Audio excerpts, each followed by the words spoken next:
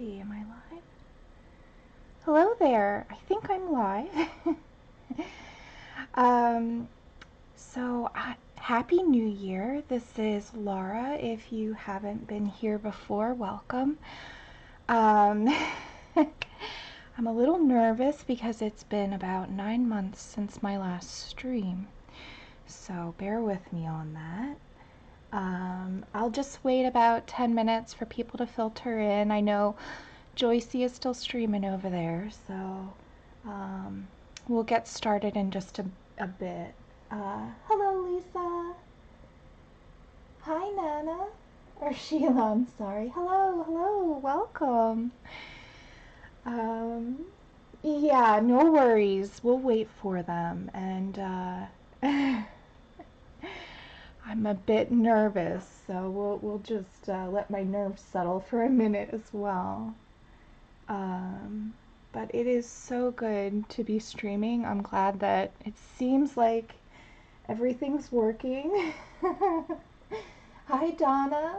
Hi, Gina, Teresa. Hello. Can you guys hear me okay? Is everything looking okay? Happy New Year. Yes, Happy New Year. This is part of the New Year's Eve Streamathon. So if you haven't checked out the other streamers, luckily there's playbacks. So the link to all of the streaming schedule is down below in my video description already. So you can go ahead and check them out. And please do. I've been watching you guys quietly all day. I did take a nap though. And I have my, where is it? Oh yeah, I have my little tea here, and it has a lid so I don't dip my brush in my tea. Oh, we've got more people. Hello. Let's see who else is here. We've got Debbie. Hi, Nancy. Joycey, you are so cute. I love your stream. Hi, Button. Tal. Hello. Kelly. Who else is here? Hello, Lee. Hi, Monkey. Leslie, so good to see you, dear. Okay, so we're gonna wait a little bit longer and then we will get started because I see Joycey is in the chat. Joycey in the house. So that's great. Hello, I hope you guys are having a really nice evening celebrating the new year. I don't know about you, but I'm kind of glad 2020's, oh, actually I'm not kind of, I'm super glad 2020's over. Hello, Alicia, welcome. Yeah, I have done that before, Button, and it is not pleasant. So I've learned my lesson over the years to keep a little travel mug with a lid when I'm painting. Oh my goodness. The wisdom of experience. Luckily I spit it out, but still. It was not pleasant. Alright, so it looks like everybody's filtering in here, so that's good. Alright, so I guess I can just chat for a minute about what we're going to be doing today, and then we'll get started. Yeah, Lee. Yes, lids are essential for painters, I think. I mean, once you've drunk a couple of paint waters, you kind of get sick of it, so. Okay, so I thought last year I did an encaustic wax painting, and that was really fun. But it was so much work to clean up afterwards that I was up for another hour just just cleaning my mess. So I thought I'd do a little something simpler this year, something that I'm more familiar with doing. Happy New Year, Janet. Nice to see you. Oh, glue water. That's even worse. Well, I don't know. It's worse. Actually, I haven't tried it, but I don't plan to. Goodness. Okay, so I thought we would do, I've been doing a lot of doodling sort of on my own, and so I'll show you guys my little sketchbook that I've been working in this year. This is 2020 only, and I'm almost finished it, so I think I'm going to try and finish it, but I thought I'd give you guys a little flip through of what I've been doing since you guys haven't seen me on my YouTube channel that much. you can see these over on my Instagram account, Doodle Fairy, but I can't put that, I don't know where to put this brush. Yeah, so I'm gonna first, before I start talking, I'm gonna just mist my palette. I do this before I get started just that way the colors activate and kind of get, so what I love to do, I have like a little mister bottle, and this just takes care of it really quickly. I'm gonna just mist the whole thing, and I have an assortment of colors, but I'll just call out the color and the brand name as I go. Okay. Let's see. Oh, coffee. Depends on the brand of the glue. I'm sure it does. Hi, Maribel. Okay, so I'll just show you what I've been up to and sort of what we're gonna, the style and of what we're gonna be working on. So, yeah, I have like a habit of doodling every day. So most of these are watercolor. This one is marker. But yeah, I just love just doing little quick sketches. So this is where it starts. Some of the sketches that I did, I just didn't like enough to paint, but then I really got started painting. So I love doing these little portraits. And yeah, that one's not, yeah, I didn't do these two, but I did. So this is when I started making a lot of errors and mistakes. Like I dropped my sketchbook, and that's why the paint went this way. And I called them disaster doodles. And then I just sort of started dropping my sketchbook on purpose to kind of see what else I could do with it. So I don't think we're going to do one of those today because it can be a literal disaster. But you can kind of see what I've been up to over the past year. So I did a sketch, I did a couple of sketches, but I think this one is the one I want to work on today. Hi Lozzie, Teresa, hello, hello. Thank you guys. All right, so that kind of gives you a flavor for what we're doing. A lot of my sketches are much more refined than this when I start, so I'm actually going to clean this up a little bit.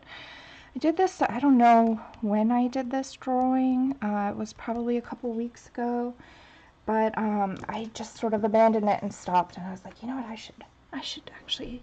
So before we get started painting, I'm just gonna show you guys how I clean up and kind of refine a rough sketch, and then we'll get going. Barbara, I tend to use myself as a reference, even though this does not look like me. Trust me, I am not this cute.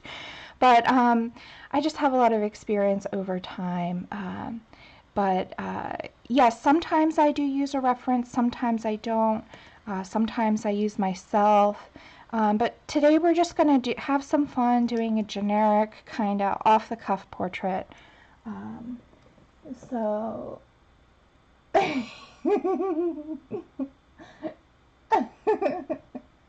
Hi Robin, welcome.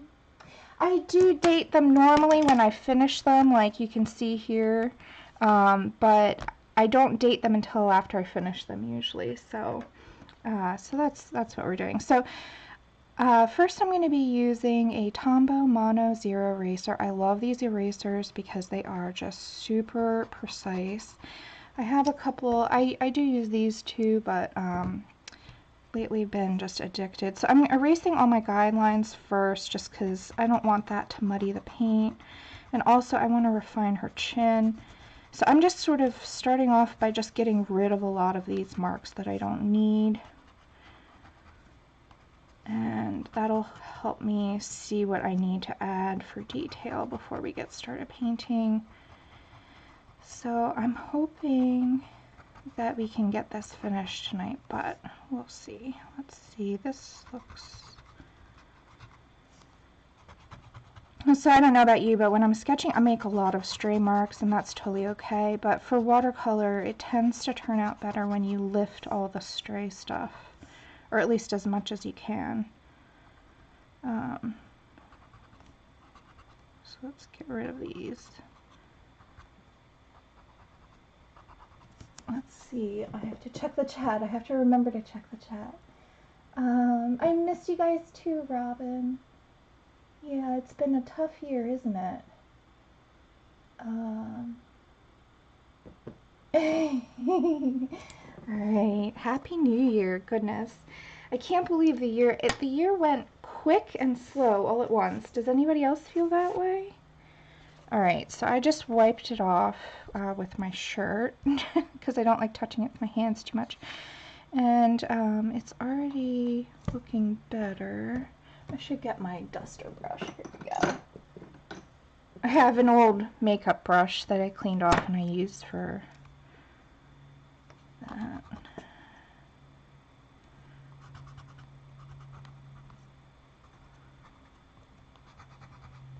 Let's just take off a bit more of this here.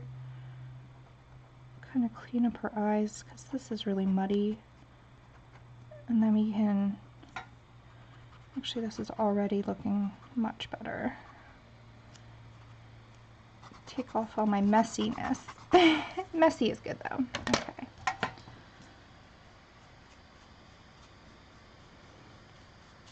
Alrighty.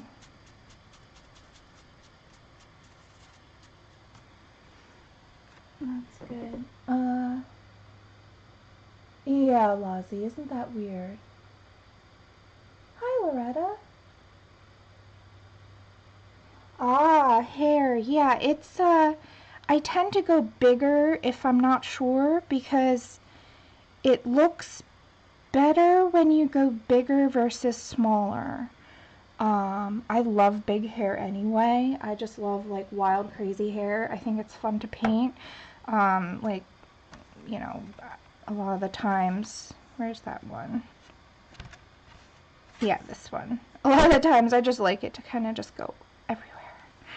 But, yeah, if I'm not sure about the shape of the head or if I'm a little bit concerned about it, then I just go a little bit bigger because my excuse is always that she's just got lots of volume. Oh, goodness.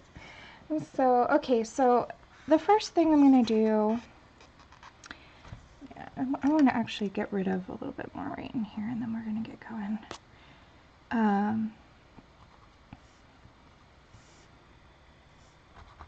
Alright, so you can see I've pretty much gotten rid of all the lines I don't want, and actually I'm pretty happy with how that looks.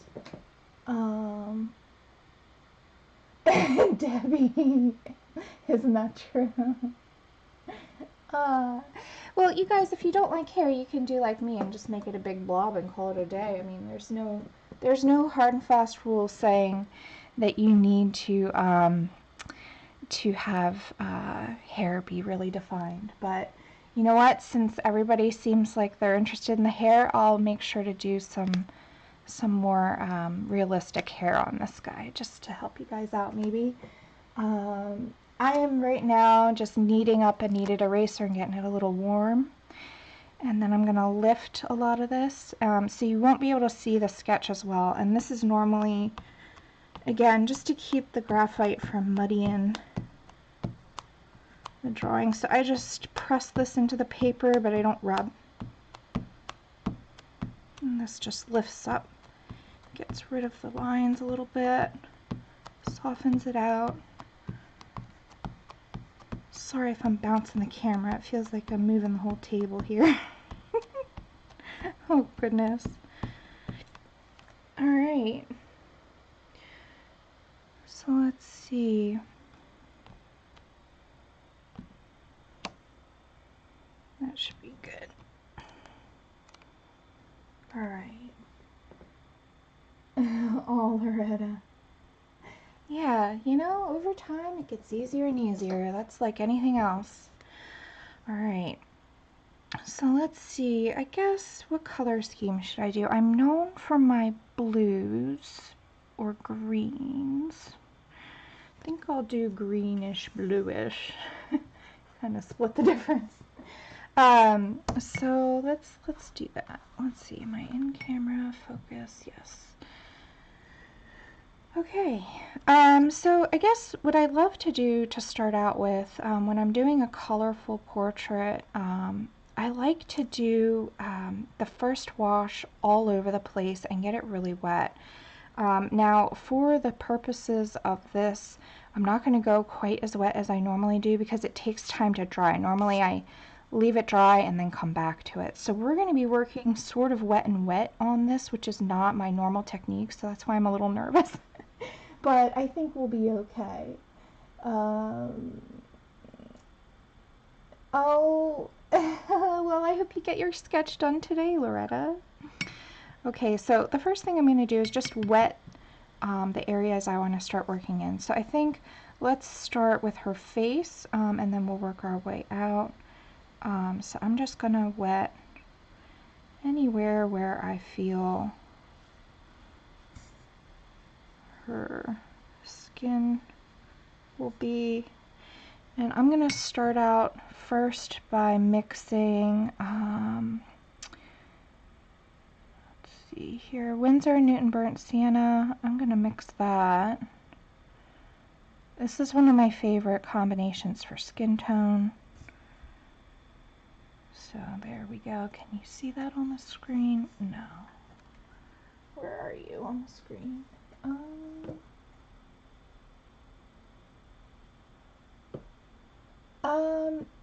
Barbara, you know, it's funny actually. The neck, it all depends on the hairline. Like right here, she's looking sort of over her shoulder, so her neck is in a different place than it would be if you were looking at her dead on straight. Like I think, yeah, here's a good example actually of a really awful sketch, but you can see the neck here is almost the same width as her face. I just take it in just slightly on either side if it's a front portrait. That's a really good question.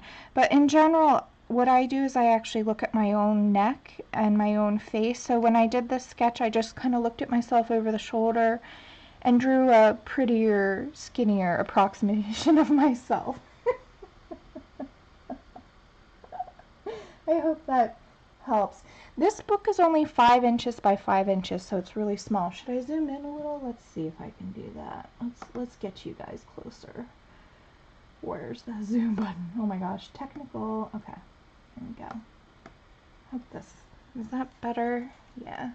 So you can see the paper is damp, but it's not as soaking wet as I normally like it. I have here a mixture now. I'm mixing in a tiny touch of ultramarine blue. So this is the Winsor & Newton French ultramarine is what they call it. So just a touch, tiny, tiny touch, just to knock out some of that vibrancy. Happy New Year, Dell. Oh, Lozzie, don't be scared of it. I promise you it doesn't bite. So I like to start out, I think I'm going to give her a general soft overview lighting, kind of like just the normal sort of portrait lighting. So kind of front on. It's a really easy one to do, and that way I'm not as nervous about doing it. So I'm just going to go over her entire face with this. And you can see I started on the edges and worked my way in. And I'm going to kind of dip in my paint again. Use the same color. Let's get her shoulder done. Now I'm going to come back, and as we go, I'm going to start refining this by dropping in some more saturated color. But the first thing I'm going to do, I'm going to get my brush clean, and then I'm going to dab it on my towel here. So now my brush is kind of damp, but I've gotten a lot of the water out of it. So now I'm just going to lift some specific areas I want highlights to go. So I'm just doing that right there on her nose, sort of at the end of her nose. Let's make sure that's, and I'm going to also swipe this right here, and this will give a really soft, bright highlight. And maybe like right here. I'm sorry I'm not looking at the screen at the moment, and maybe like right here, just on her forehead a little right there. That should be good. And let's do her lips too. I like to try and reserve the white of the paper. Oh, looks like a little bit of eraser dust. Sorry about that. Okay, here we go. So now let's get just the top of her upper lip like here. and here, and also the bottom lip. I'm just going to put a little shine in there. I don't know if you guys can see this very well, but I can definitely see, let's see, yeah, it's not coming up very well.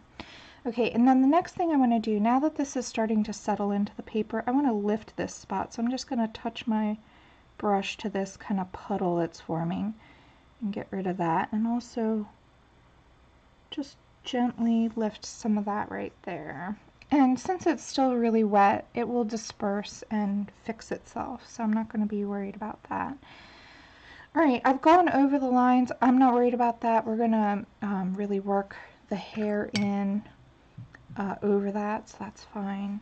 Okay, so that now you see it's still damp, but it's starting to solidify and dry on the paper. So now I'm going to dip more of my color, and let's get a little bit more mixed up here. Just a moment. Here we go.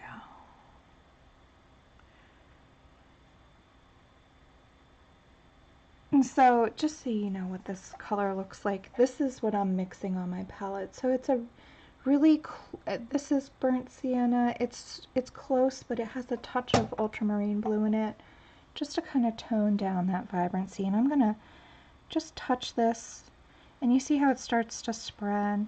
It's a really soft effect, and it might not be perfect, but that's okay. We're gonna go through and fix it up as we go.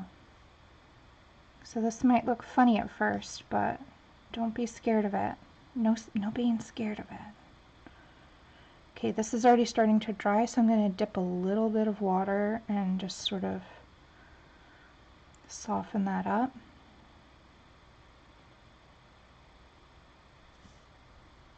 Okay, so this isn't behaving quite how I want it, but that's all right, you know, we just adapt. This side is much more wet, so it'll be nice and soft. So watercolor is all about layering. It's really a lot easier if you take your time and layer instead of trying to knock it all out all at once. So you can see what I'm trying to do is just establish where the darks and the lights go.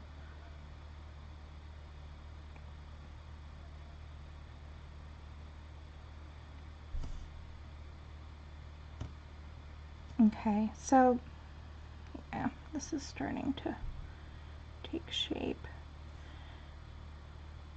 Just lifting a little bit of that. It's a little too dark up there. And this is muddying up the eye, which is okay, except I want to lift a little bit. So let's do that. Oh, and I'm not paying attention to the chat. I'm so sorry. Good night, Joycey. Thank you so much for stopping in. Hi, Christina. Happy New Year. Yeah, so let's lift a little bit of this eye before we lose all the highlight of the paper. So again, I've just sort of got my brush dry, and we are just lifting in the iris where I want some white, like a little highlight to be at the end. And this is actually, yeah, we're gonna be okay. All right, so now of course, since I've gotten my brush clean, I need to make more paint.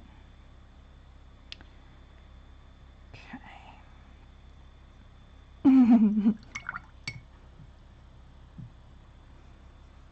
Actually, before I go ahead and do that, let me lift a little bit more. I want this little corner of her eye to be bright.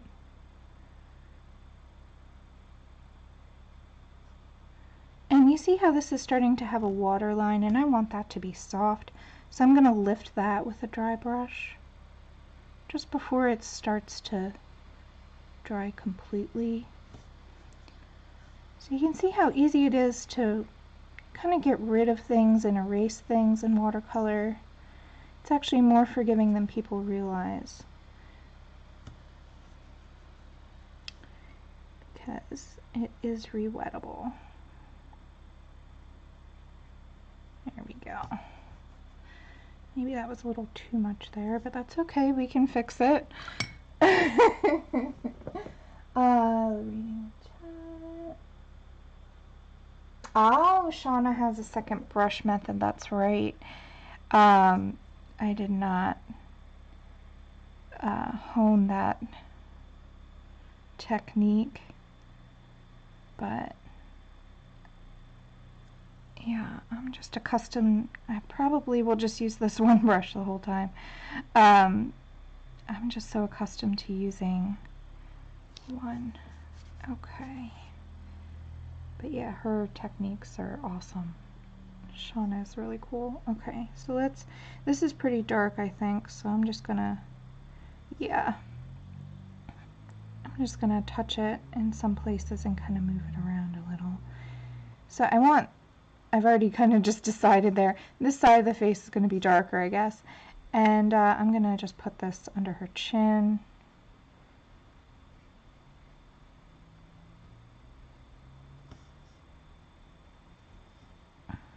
And so then, if the light is going in that direction, I'll give her shoulder. Let's lift that now. That's too much. Ah. There we go.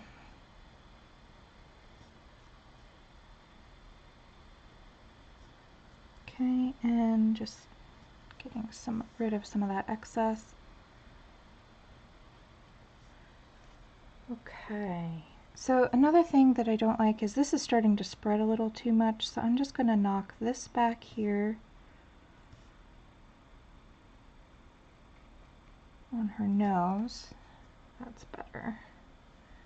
All right. Oh, I don't know about that, Lovey. I'm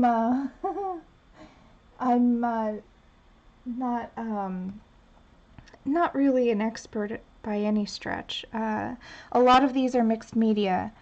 Even this one has some color pencil on it. So it's very rare that I do a pure watercolor portrait. But we're going to give it a go today and see how it goes. Because you know what? You don't learn unless you try, right? So, and you know, nothing has to be perfect. So I'm just sort of, oh, see, I've just done something there that I don't like, but that's okay. I want to kind of define this chin a little better, but I think I have to wait for that to dry more. So that's okay. We'll come back to that. But let's lift what I've done there, just so that way I don't have to fight it later. That's fine. Okay.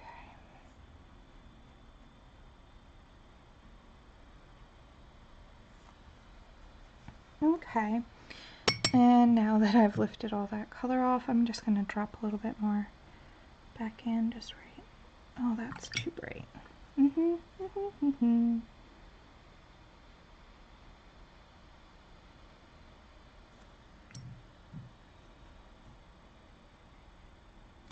The trick when you make a mistake is not to panic, but to see it as an opportunity to problem solve. All right.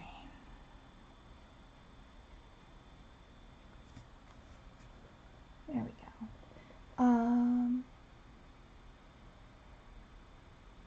Lee, it really does depend on what I plan to do with it. That's a really good question, and actually we can chat about that while this kind of sets in a little more. Oh, look, I've got splash everywhere. Look, I've already just made a huge mess. That's cool. That's cool.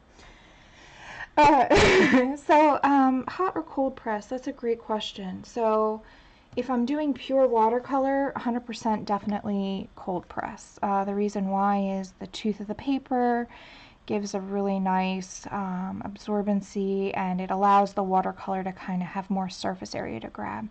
I also feel that a lot of the more finer papers are only offered in cold press, yeah.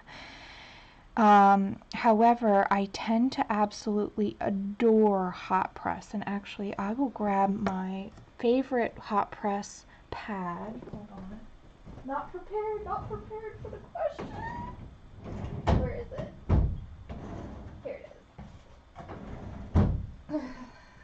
Sorry, my flat file is a disaster. Okay, let me zoom out. So I love this paper, and you guys on my channel, if you've seen me use this. This is the Fabriano Studio Watercolor Hot Press. I like this because it goes through my printer, so if I'm doing a coloring page, I can put it through my printer. And you can see I use it quite often. This has how many pages in it? 75. So I love that because you can, the problem with cold press when you're doing mixed media is that the bumpiness of the paper tends to get in the way of dry media.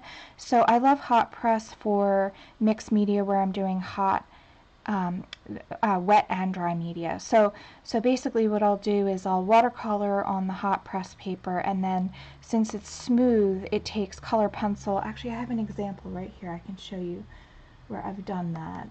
Let's see. This is exactly, I just did this on a guest video for a different channel. This is, if you're interested, you can look up Passionista Colorista. So this is the exact paper, and I did the watercolor background. You can see me do this real time from start to finish.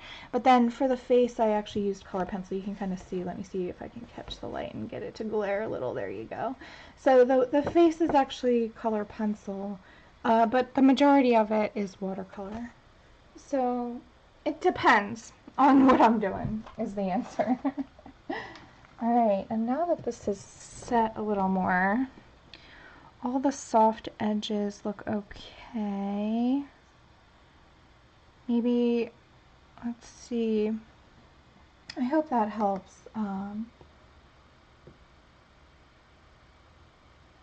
Let's see. Teresa, beginner paper and paints. You can use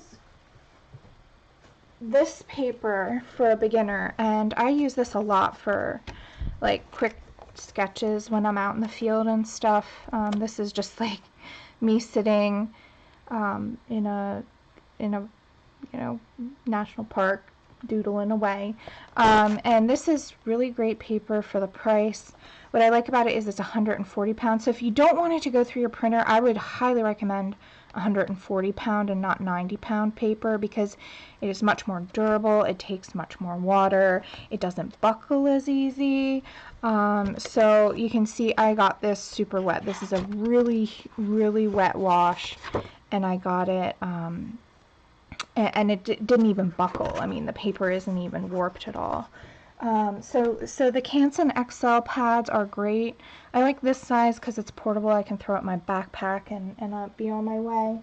As for the paint, where is it? There's a lot of expensive watercolor paints out there, but where did I put that? I don't, again, not prepared for the question. The most expensive paint that I started using when I was just starting out was the,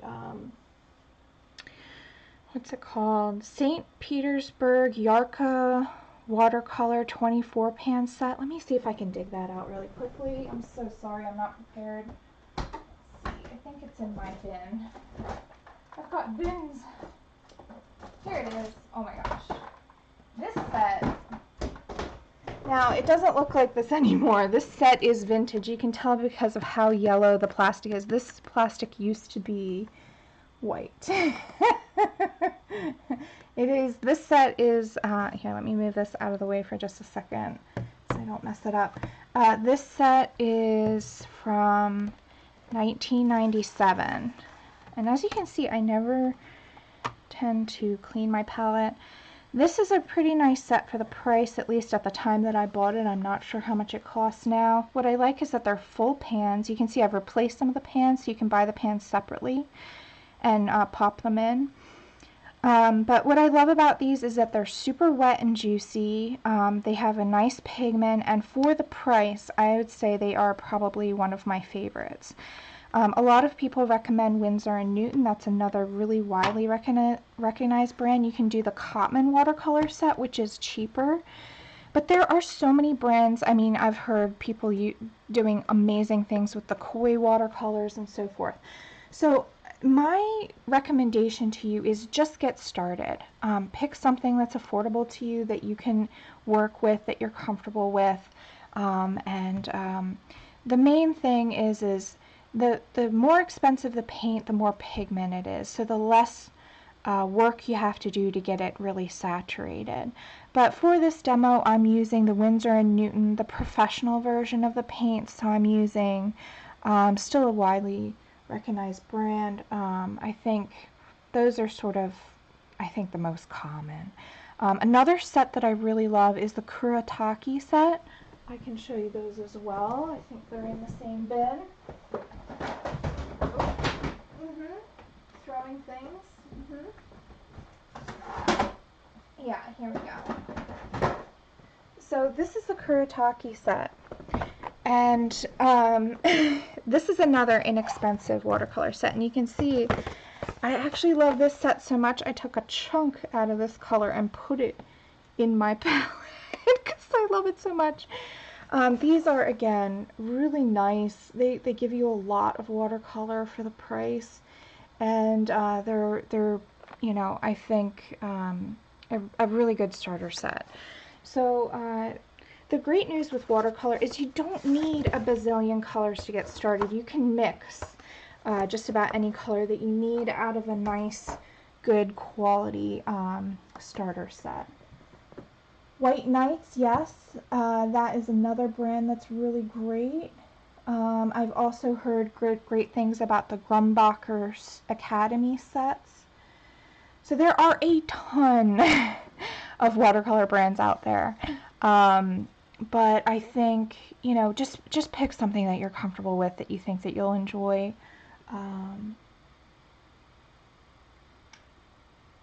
Yes, Schminky. I love Schminky. I have a couple of those. Another one that's pretty nice is Sennelier. Although I think they're more on the pricey side. But basically what I do is over time I build my own sets. This is a mixture of, I'd say, probably at least 7 different brands of paint. And you know, I tend to sort of just pick the ones I like the pigment of the most. So yeah, I hope that helps a little bit. Yeah, what I would do if you're brand new to watercolor, I would just pick a small set, a small primary set of a brand that you think you'll like, and try that before you go invest in a big amount of that brand. Because what's great about watercolor is a lot of them come in tubes and you can kind of add as you go. So really, really nice. Great. Awesome. Perfect. Okay, now that we've chatted, I think this is actually dry enough to keep going, which is awesome. So thank you for the question. Alright, so we're going to get back to it. And what I'm going to do first is I see some areas that I kind of don't like. So I'm just going to work on those first, just to kind of get them out of my head. Yeah. There we go. Sorry about that, Debbie. I don't know why it held that comment. Yes, exactly. Oh yeah, M. Graham. I love M. Graham. I also love Danielle Smith. Greenleaf and Blueberry are handmade watercolors, which are gorgeous. I have a couple of those. So I have a damp but not dry brush, and I'm just going to kind of lift. Even though it is now almost dry, I can still lift a little of these hard waterline edges. So I'm just going to do that. Just the areas that I don't like, that's fine because it's her hair. This is a little too harsh for my taste. So I'm just going to really gently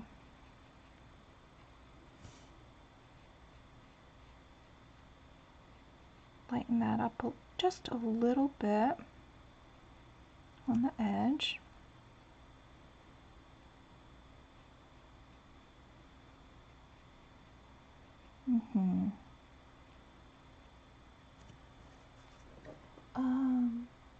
Yeah, Sennelier, I'm sure it is. You know, I bought my Sennelier paints back in 1990, I don't know, it must have been 1999 or something like that. And I got them on sale for a great price. One of the local stores in Philadelphia was closing for good. And I got I got my airbrush, a really nice Iwata airbrush for only $70, including the compressor, all the tubes and stuff.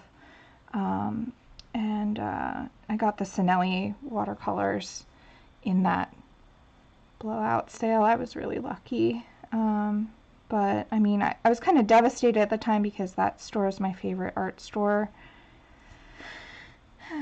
But you know, things happen. And so I'm still just lifting and softening some of these lines that I don't like. Hi, Beth. Oh, and Abby looks like she's woken up. Hi, cutie. I don't know if you guys can hear her, but she wants attention. Okay, so I think let's start on the, let's start darkening things up and kind of solidifying this and making it really feel, we're doing okay, Beth. We're still awake. Oh goodness, yeah. I don't think I could stay up 24 hours. Okay. So I'm going to dip into the same color that I mixed before. And let's zoom back in now that we've stopped chatting. Let's see here. And it seems like it's... Is it dark? No, it's... Yeah, it's a little dark. Hold on, let me... There we go. Sorry about that, guys. Okay, so the bottom of the chin is way too fuzzy. It almost looks like she's got some kind of like beard thing going on. So I'm just gonna kind of sharpen that line and make it crisp. Let's round it out so she doesn't have too square of a jaw.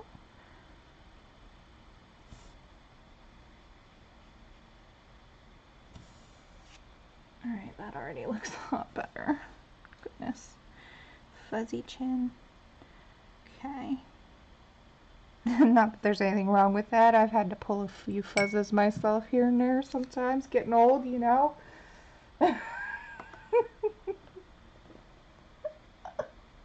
Oh goodness, I'm missing the chat. I'm sorry, guys.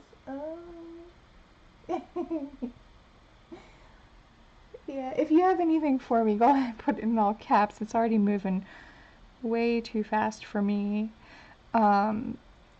Okay, so that feels better to me. I'm also going to crisp up some other lines and start working on some details here. So her nose kind of got lost in the shuffle, so I'm just going to start first with an overall.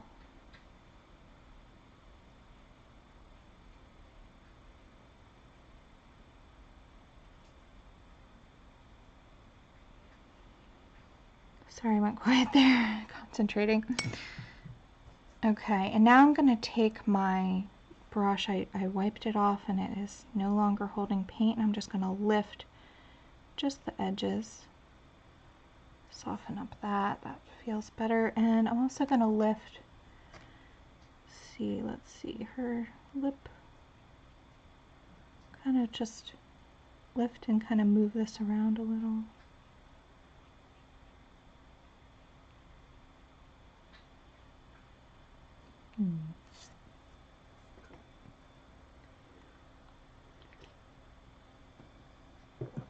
Oh, tea. Okay. Yeah, I think that'll be okay for there. For that layer. Okay, and then we're going to do just under her, let's start working on her features now. So I'm going to start with her just below her bottom lip here. Kind of soften that up. Um, oh, Debbie. Just practice, practice, practice. That's the key. You'll get it, don't you worry.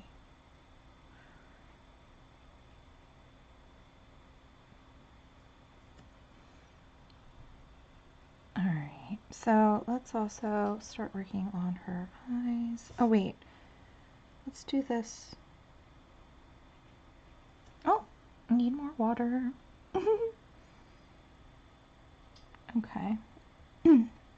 Excuse me. Abby girl. My little kitty's like, can I come and investigate?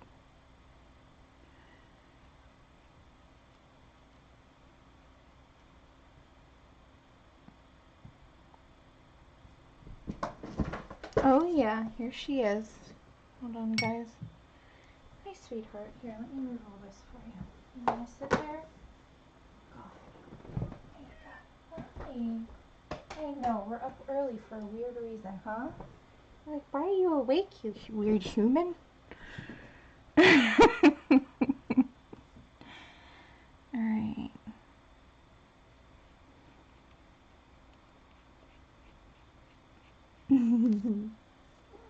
Hi. Uh-oh. You really want to come and visit? Here, come here. I'm sorry, guys. I got a cat in the mix now. Okay. Oh, no, you're not going on there. This is a live show. Kitty mission, exactly. Here, I'll zoom out. Just in case she knocks the camera. Oh, goodness. Okay, watch your tail there, Lady Lou. Okay.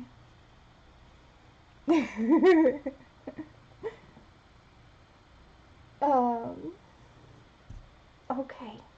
Settle. Goodness, I know. I love you too. She's not sure what's happening here, guys. She's like, hey. Okay, you gonna settle down? I know. Okay. There we go. Yes, she is my assistant. Yeah. Yeah, she is a sweetheart. You guys. Yeah, luckily she's pretty good normally. I'm gonna leave it zoomed out just in case, because she has a tendency to want to bump her little face against the camera and say hi. Okay. Alright, so let's keep going. Hopefully she settles down. Alright, so now I'm gonna go in with the eye, just along this crease here. This is maybe a little too much water, but I'm doing this one-handed now, so that's fun. Nothing like a little kitty action to throw in there to make it tricky. Right, Ab? You tricky? Yeah. Okay. Let's lift a little of this. Just along the edge here.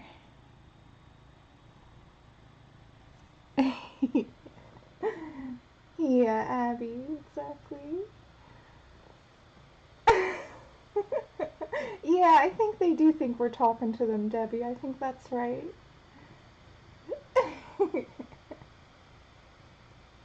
Uh-huh.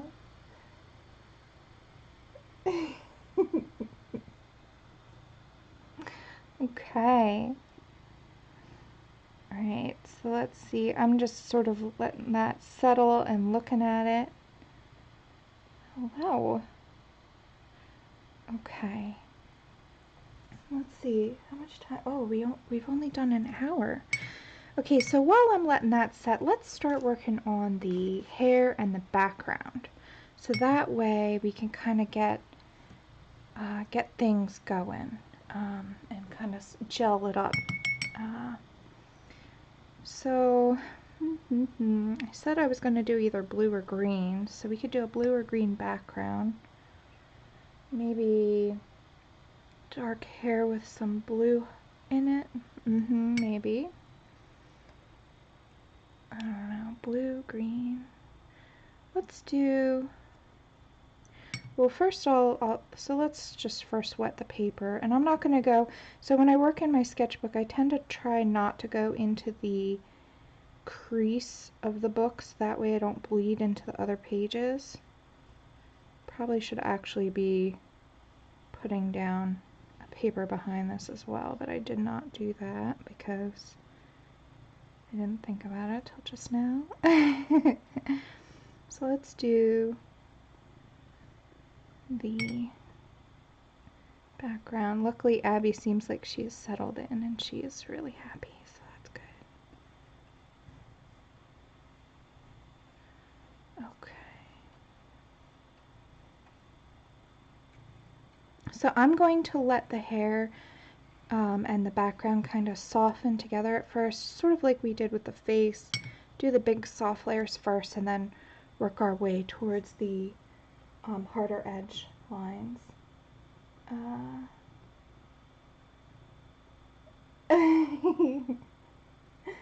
Oh goodness. If you guys have something for me, put it in all caps because I am just not, I'm a little overwhelmed. I'm not used to this many people. I haven't streamed in 9 months. Okay, so let's see, what color are we going to use? I really like kind of using the same colors that we mixed into the face a little, so let's grab the Winsor & Newton French Ultramarine. This is a color combo I've been using a lot, and I have to say, it's one of my absolute favorites. The ultramarine and the burnt umber together, or burnt sienna rather, sorry. So I'm going to start on the outside and let this drip and do all kinds of fun stuff on the background.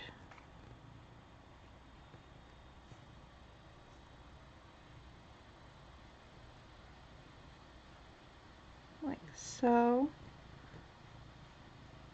And I'm going to let it mix into the hair a little because nothing exists in a vacuum, so this background color would definitely mix into her hair in the shadows. I'm also going to throw it. Oops, of course I lifted something I didn't want to lift. Sorry about that. Excuse me, pardon me. There we go. Always a way to fix it. Alright. And then I think this is way too wet for me to work the hair into it quite yet, but that's okay. We'll just give it a minute or two to kind of set, and then we'll keep going on. Let's see. Hello, Randy. That's all right. Well, now junk journal art is art. You are an artist.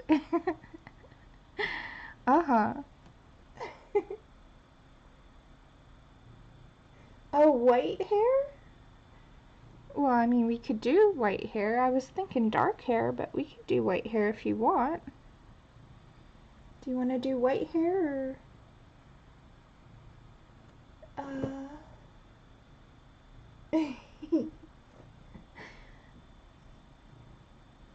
Well, I think art is art, Randy.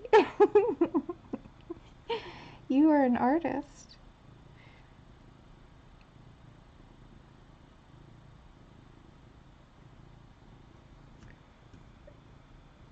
Okay, let's do white hair, or maybe I'll do a super light blue which reads as white.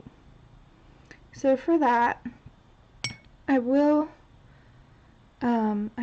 want to, let's mix the ultramarine. Let's see, I'm running out of space. I'm gonna have to go to my, normally I don't use this spot because I like to keep it pretty clean, but I like to keep these wells pretty clean for big gigantic washes, but we're just gonna break all the rules tonight. So I'm gonna get a good mixture going so I don't have to remix it.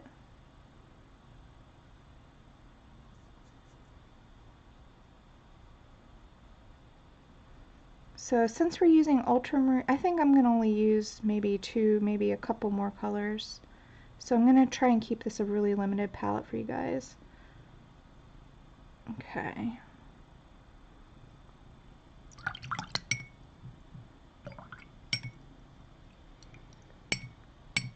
Alright, and now we're going to drop in the burnt sienna.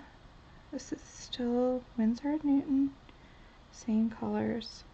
So first, when I'm mixing a large amount, first I'll drop it on how much I think I need, and oop, I've let them mix. Okay, so what I'm trying for is a really neutral, you see that? It's almost gray. It's a little too much brown in there, so let's add some more blue, but this is pretty close.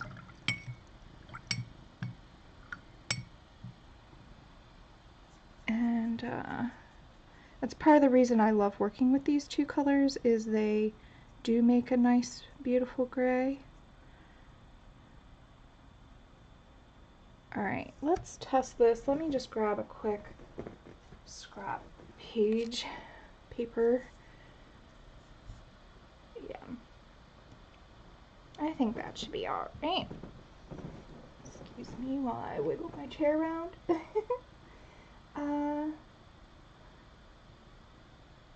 Let's see.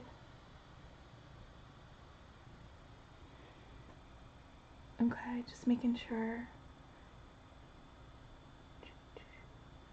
Just reading the chat. Okay, we're good, I think. Yeah, this is a really nice gray-blue color. It's not quite pure gray. It has a little blue to it, but that's nice because the background is blue.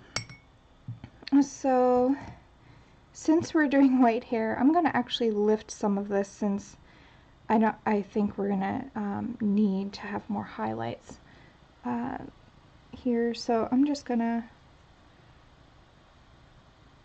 really quickly lift this edge and kind of take some of that off. And also, oh, here we go.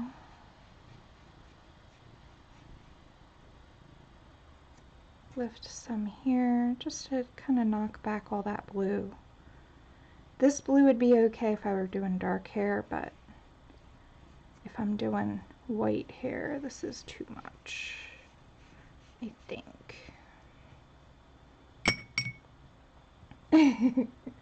Oh, sorry, button. I don't know why.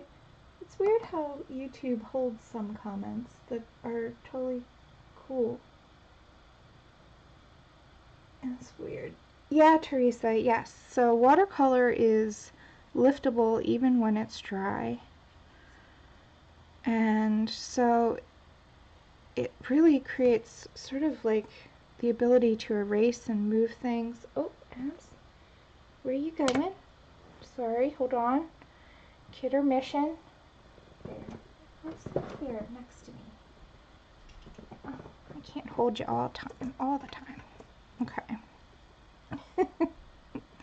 She was getting heavy. Okay. Where were we? I don't remember. Yeah, good girl, Oh yeah, the hair. So yeah, and I want to actually clean up. Again, this would be okay if it were on a dark, the edge of dark hair, but since we're doing white hair, I want to clean this up and make it. Oh, and now I can zoom in because she's not. Teresa. I'm sure she does. I'm sure if I could, she would love me to hold her all day long. Okay. There we go. That's a little better. Okay, so I'm going to do the same here. So you see, I've gone over the lines, and normally that's fine. If it's dark hair, no big. But since it's white, now every little shadow matters. So let's just get rid of that. So the trick here is to have a damp, clean brush. You definitely want to keep wiping it and getting it clean to get it back to the paper, or at least as close as it. Now, if the color is staining, this doesn't work as well. So it does depend on the pigment. But luckily, neither of these two are staining colors. So,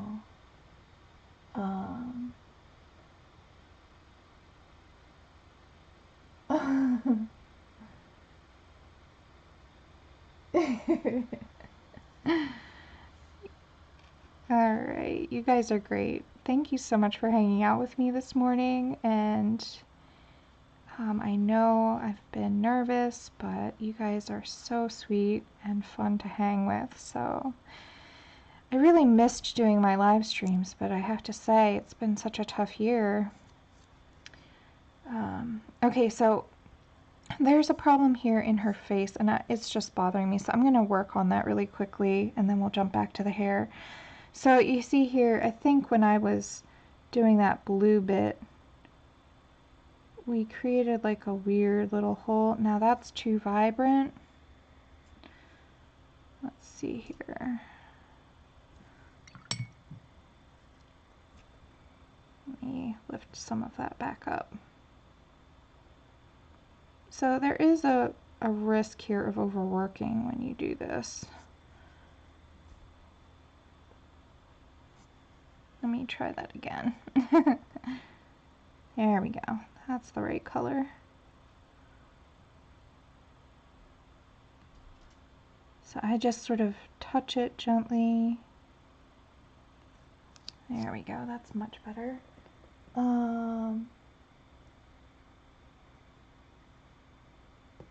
Yes, Debbie is 100% correct. The more cotton content, the better. This paper is cheap. Not as easy to work on. But I love working in these little handheld sketchbooks. I just adore them. I can show you another one at the end of the stream if you want. My landscape one. But I just love working in these. Okay, so you can see here that this area is still really wet. So I don't want to touch anything to that. But we can start working on the hair on this side, and then hopefully by the time we're done, that side will be dry. So let's go for that. So I'm going to dip into our gray mix that we made, and let's start. The light is coming from this way, so let's start on the dark side, and I'm just going to really gently lay in. So this is probably the darkest I'm going to take it. Now you do need some contrast there. So now what I'm doing is I'm dipping my brush into the water and lightening up that color. And we're going to keep going now.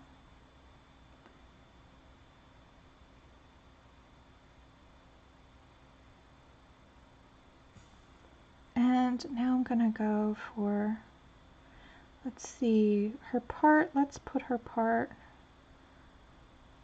right there, like that. So then this guy will go somewhere around here. Let's just bring this down. Now that will be in shadow, so that's good. Like that. And then, yeah, see, I want to work on that side, but we can do this. So first I'm just putting down the big areas first. So a lot of the most common mistakes with hair is that it looks stringy because you do too many little brush strokes. The key with hair is to treat it as one overall massive shape and then break it down into smaller shapes as you go. Let's see. Yeah, Teresa, I've done that too. Actually, here I have cut. Here's a little sketch I did actually at the full moon a long time ago. The blue moon, when was that? In October. So I just cut you know, little squares of nicer paper, and that was so much fun because I had to have a headlamp on to paint, but then I turned it off to look at the moon. Of course, it did not actually look anything like the moon, but yeah, I do cut down nicer paper into smaller bits if I'm working outside and I don't want to like, you know, use a sketchbook. So there's that. Oh, thank you. Yeah, it's fun. It's so much fun just to play. Just play, you know? I mean, if you don't like something, don't show anybody. You know, just play with it. Have fun. We're all here just to enjoy art, and there's no right or wrong way to get things done. So, okay, let's see. Where are we? What are we doing now? Okay, well that little patch there looks like it's turning out okay, which is lucky.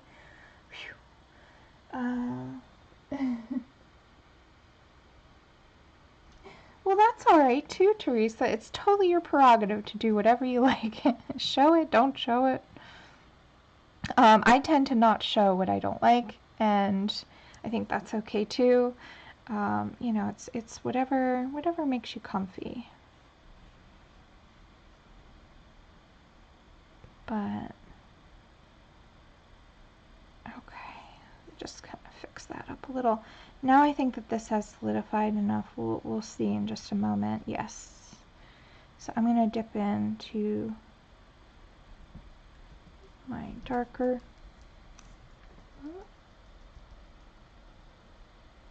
And sorry guys, hold on. You okay? All right. Back to it. All right. So there we go. So I'm going to let this get darker and go over it. So you can see how watercolor, it just layers so beautifully. Really does allow for some really nice depth if you keep going. No, Teresa, I doubt that anyone is laughing at your work. I doubt it. All right, so this is a really good foundation for white hair.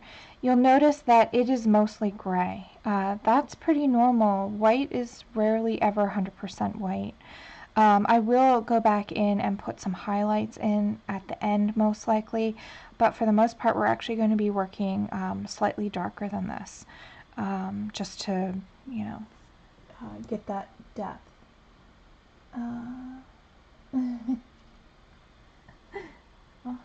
Alright. Okay, so now let's see here. I'm going to dip into the darker gray mix. And I'm going to do this shoulder here will cast a shadow, I think. So let's, oh, that's got some blue in it, but that's okay. I don't know where that came from. So now I'm going to start breaking the hair up into smaller sections. This is what I'm talking about. We worked all over on the big area first. And now we're doing the dark area. Okay. So that's about as dark as I want to go. That's it. And the reason why is if you go too dark, then it'll start looking gray.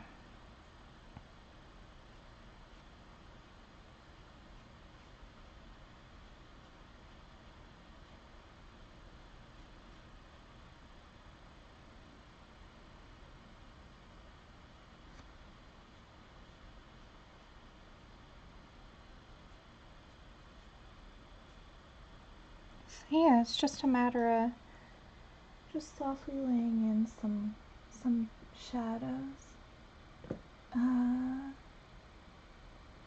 Okay, just checking and making sure.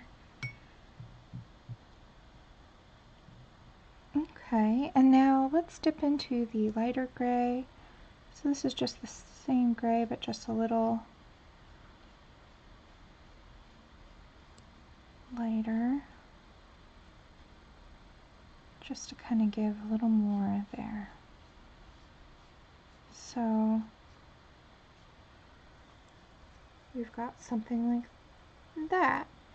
And now as we darken up the background and the depth of her face, that will look really white.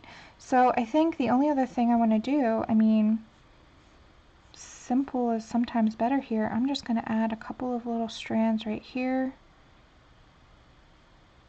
Kind of soften up this line just to make it not so harsh. And I think that right there is how I would approach white hair on this piece. Now, if you're doing a different background color, you see how I have some blue mixed in the shadows? I would mix in whatever background color, because white is super reflective and it picks up the colors that surround it. So we're also going to actually mix in some of the brown just around her face, but I'm going to let that, actually, while it's wet, I should put it in. I'm changing my mind. So I'm going to take that face color and just softly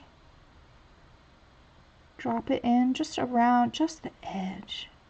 We don't want it everywhere. Just a little bit more right in here. Okay, so we'll see about that. Let's see if I can add a little more. No, that didn't work. Let me mix up something really quick. Oops, sorry, I think I bumped the camera with my head.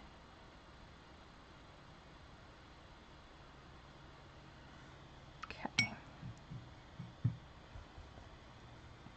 Too much, so I'm just going to pull just a tiny bit of that, just touch it, and it just comes right up.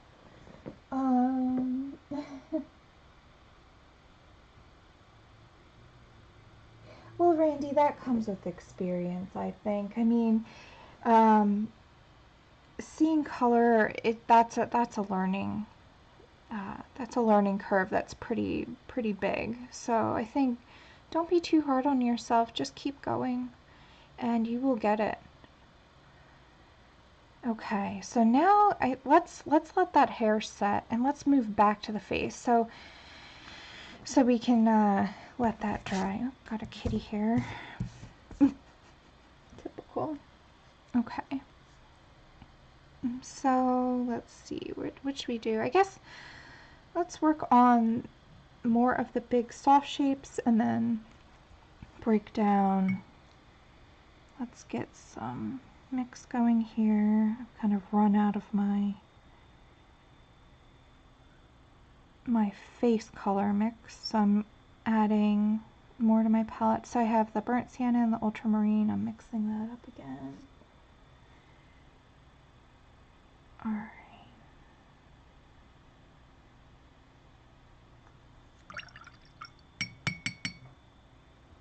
Okay, and then I'm grabbing them. Sorry you guys aren't seeing this. It's tough to paint on screen. I should have a palette cam or something, but I don't. Okay.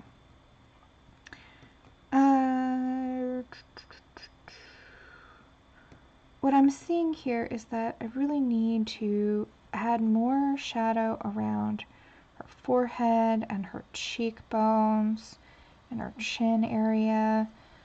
Let's see. Let me make sure this color is right before I drop it down, because this might very well mess it up if I do it wrong. So I'm just gonna, I love having a sheet separate. Yeah. That looks okay, I just need to water it down, so let's do that. Let's try this.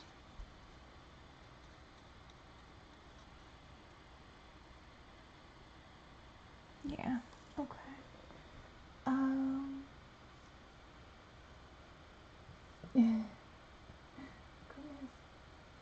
Yeah, okay. Just checking the chat, making sure I'm not missing anybody. Okay, so yeah, I'm a little nervous about this, and I think it's actually a little too brown. Let me just quickly put a little bit more of that too blue. So let me just drop a little bit more of that brown in there, and let's test again. That's better. You see, I just put a little bit more burnt sand in there. Because now that we're working on her cheeks, there's some... Okay. Alright, so here we go. Ready? It's scary, but we're going to have to do it at some point, so might as well do it now. So what I'm doing is I'm just establishing her cheekbones and her chin area.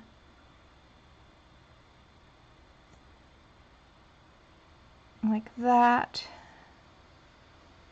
And then let's also do her forehead.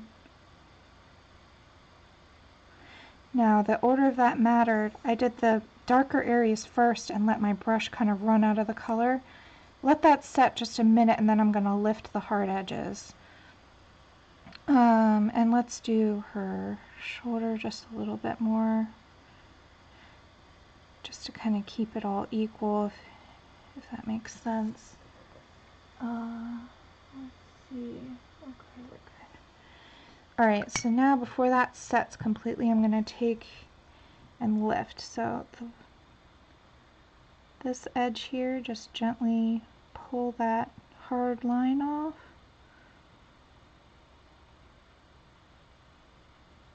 Like so.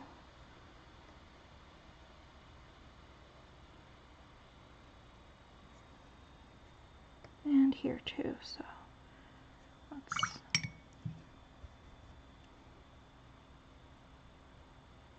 it's too wet. There we go.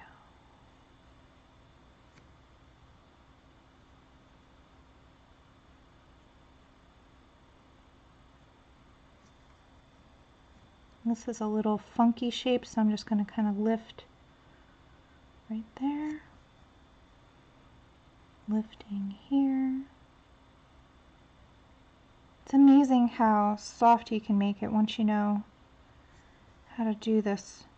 And it does take some practice, but I have to say, it was a game changer once I learned.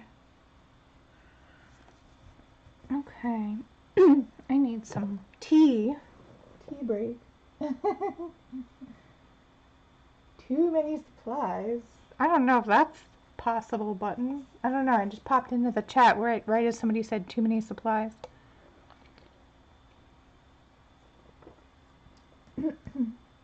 Excuse me.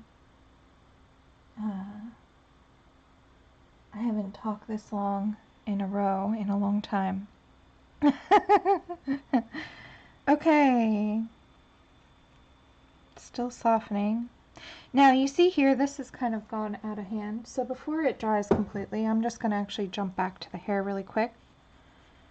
And just kind of soften that edge there. It happens, you know. There we go. And I think this is still a little too harsh, so let's go ahead and soften that. Right here. Right there is where I don't like that edge.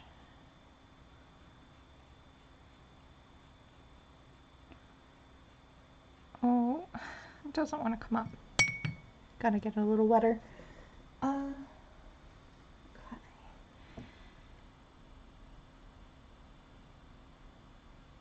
Here we go.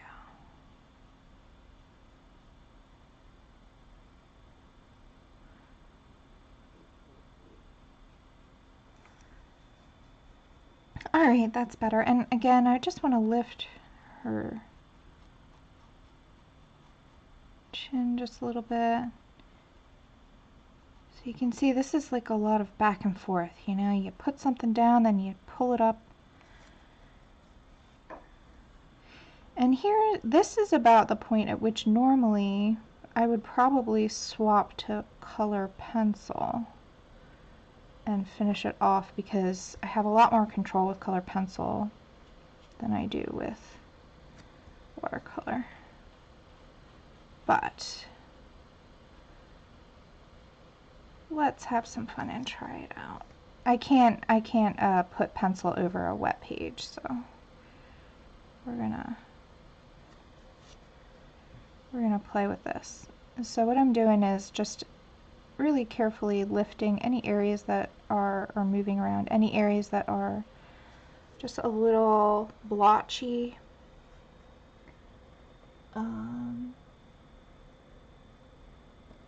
Yes button. Mixed media is not a very portable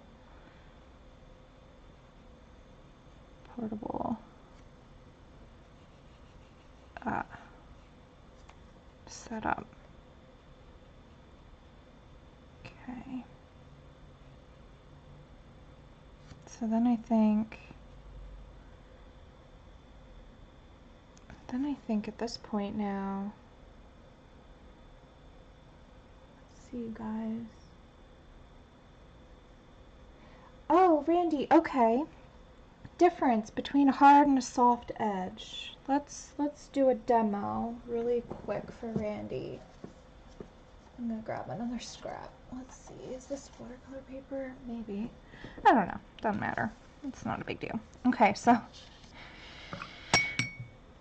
soft edge. So big wash. We're gonna let that dry a little bit, and then we'll do a soft edge. So a soft edge is something where there's no clear hard edge, if that makes sense. So say I wanted to put a highlight in here and I wanted it to have a soft edge. If I were to let this dry, then the watercolor forms, wherever the edge of the water is, that will form a hard water line. But if I lift before the paint has dried, then the edge, you see this? It's, I don't know, here, let me zoom in even more if I can and just show you guys. The edge on this outer, there we go, that's better. The edge on this outer area here, you see how soft that is compared to the edge here? And then if we say we wanted to blend, right? Then we can put down another color and they bleed into each other. Again, this is wet and wet technique, which is soft, but you can also you know, drop paint in and that makes it a soft edge, versus you see how this edge is really harsh and you know, clear as to where it starts and stops. So this here, you see how there's no real, I hope I'm explaining this well. Hard and soft edges are something that somebody like the color, yeah, you got me. Okay, cool. We're good. Yeah, so hard and soft edges are something that watercolor has to deal with a lot, because watercolor is notorious for having hard edges on the areas, on the outer areas where the water is, like here's a really hard edge, you see that? That's the edge of the watercolor that I put down. But all these are pretty soft, and it's because I just have either worked wet and wet or lifted that hard edge. So much fun though. Yeah. Cool. Alright.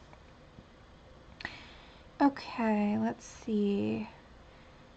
Should I switch to a smaller brush? Maybe I should. At this point now, I love working in bigger brushes because it really does allow you to get a lot of flexibility, but at this point now I will be working in detail. So let's actually switch. I think, what are we gonna do here? Just for a little more control, and so I'm not so worried about making a big mistake. I love these Princeton squirrel, these are synthetic squirrel brushes. Let's just get that good and cleaned off. Yeah, so the brush marks are, yeah, the brush marks so these are considered hard edges and these are considered soft edges, even though they're still brush marks. I hope this is making sense. Oh, it's too early or too late? Oh my goodness, I'm almost out of time. I just looked at the clock. Okay, we got to get a move on or we're not going to finish. All right, so let's go. I just had like a little bit of a I scared myself. Okay. Alright. So I'm mixing up a more saturated, darker color.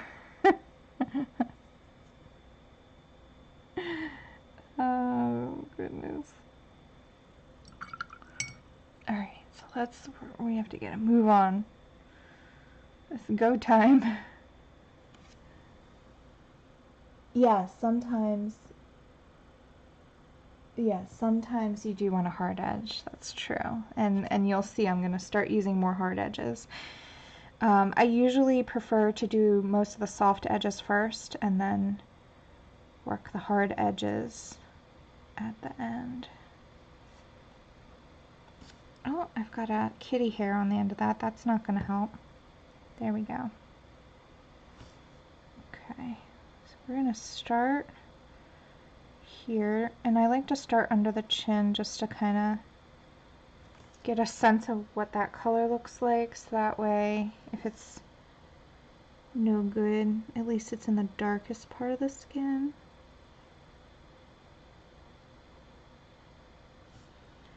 Let's soften that edge right there just a little. This make her symmetrical, right? Or at least try to.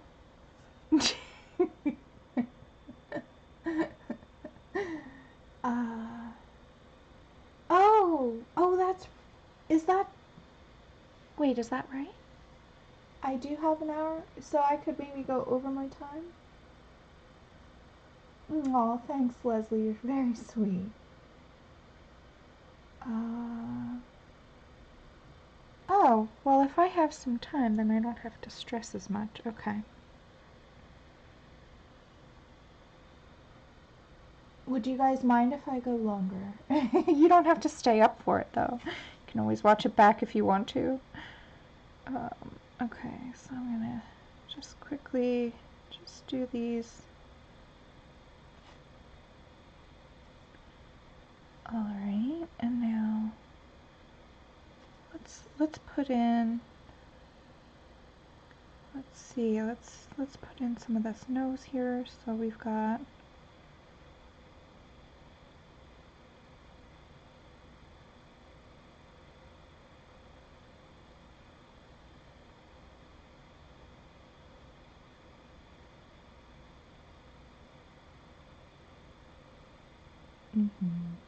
So what I'm doing here is I'm just sort of trying to work out where these darks are going to go. Put them in.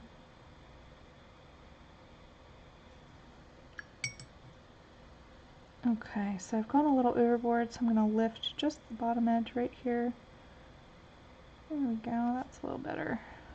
Okay, and then let's see, let's start working on the eyes. The eyes feel like they're actually the least finished thing, which is kind of bothering me now. So let's go ahead and fix that.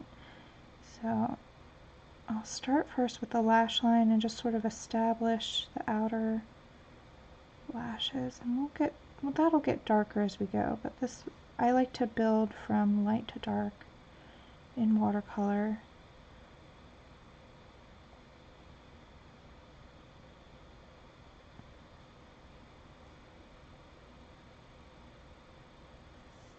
Okay. Awesome. All right, Debbie. We're gonna do that then. That way we can get some details in.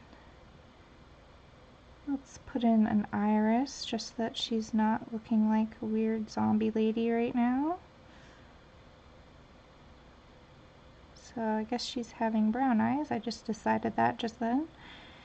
And I'm going to, let's see, should I reserve? No, you know what? I'm going to use some gouache at the end, so I'm not even going to worry about trying to reserve the highlight on that eye. I think I'm going to do the same for the lips as well. It's just so much easier. I tend to use just a little bit of white gouache at the end for just some tiny highlights. That already looks much better. Okay. Let's see.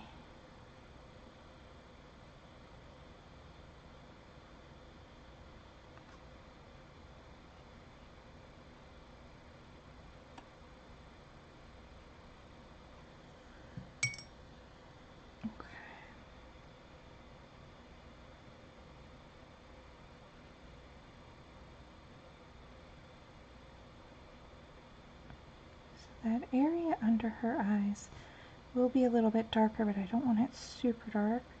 I've already kind of done that here. You know, we don't want her to look like she has dark circles, but we also want to give her that, you know, that lower eyelid. Okay, and let's start working on her mouth a little more now.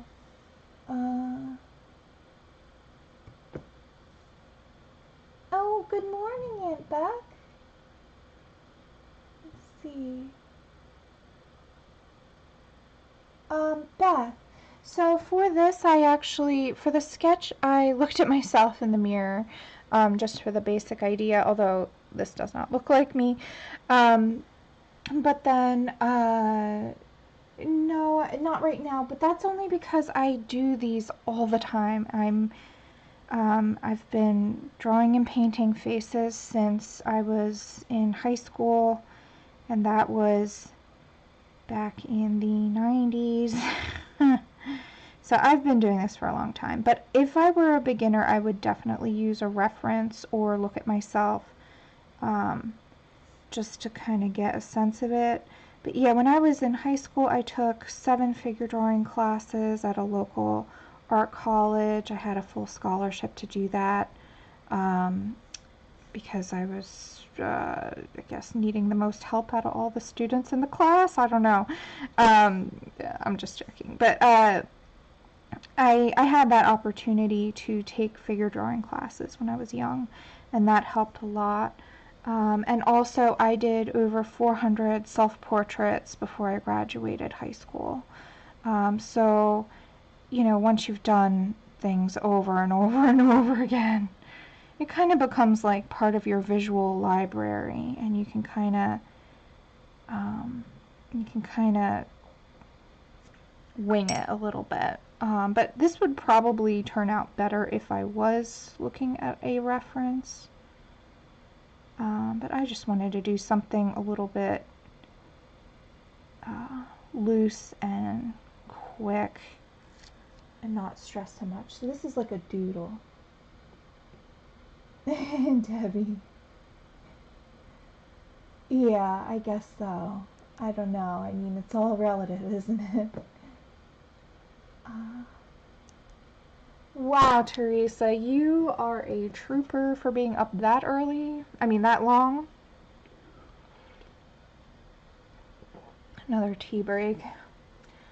Okay.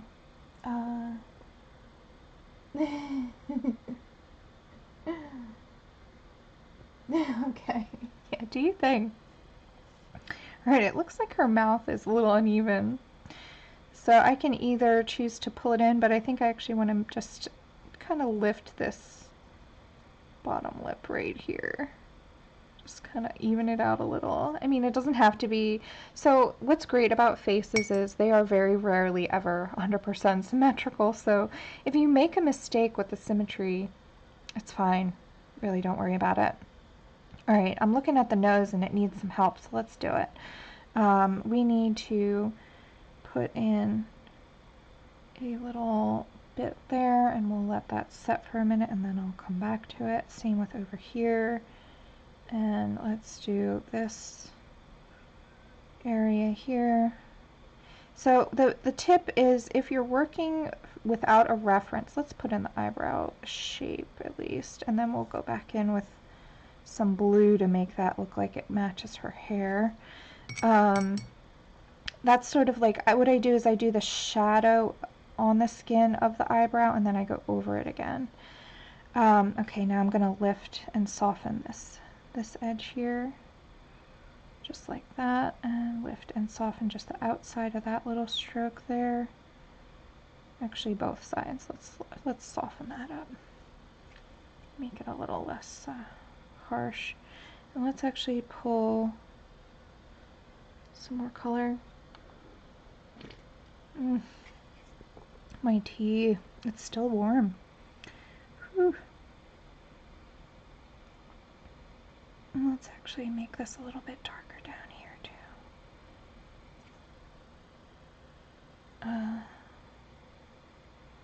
There we go. And let's put in some definition here, like that, and darken up this little nostril over there. Just a little bit, like so.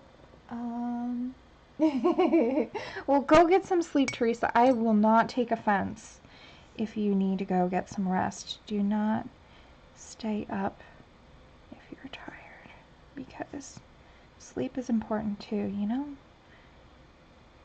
And I promise you, this will be here when you get up, so you can always watch the end later.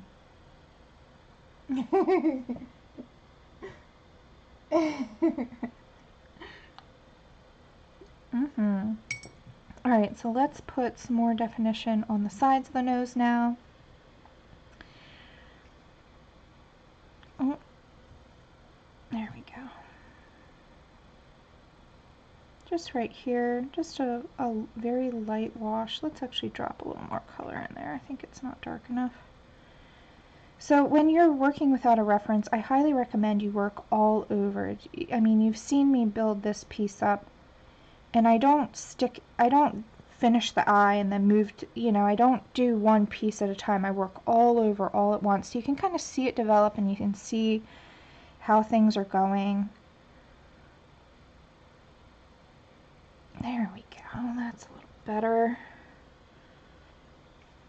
And actually, I tend to just work that way even when I am working with a reference. So I just find it to be a lot easier to keep the values pretty accurate that way.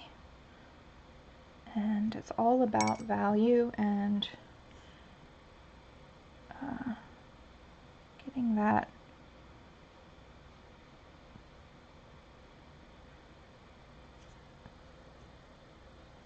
see here. Oh, let's see. All of it is my nemesis. Oh, Teresa. Yeah, the eyes are the most important, and that's probably why I'm not working on them as much. Although I should actually work on the mouth now. I'm seeing that as being the least. But let's finish up with the side of the nose really quick, because I feel like it's still not quite dark enough. There we go. So what's lovely about watercolor is that it really does, it just loves layers. It really does. So if something isn't quite right, just add another layer. Boom. Okay, that's much better. Let's also darken up the side right here just a little bit. Oh yeah, that's better.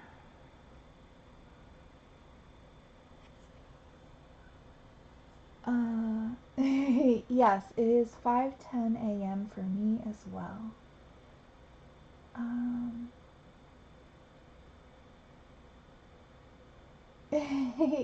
Yeah, Button, I am almost 40, so the 90s were a long time for me. But yes, it's all relative. But yes, I mean, I was a kid then, so it was a long time for me. Alrighty. Yeah, I grew up in the 80s and 90s. I'm, I guess, Gen X or something. I'm not Gen Y. Too old for that. But not quite a boomer either. I'm kind of in the middle.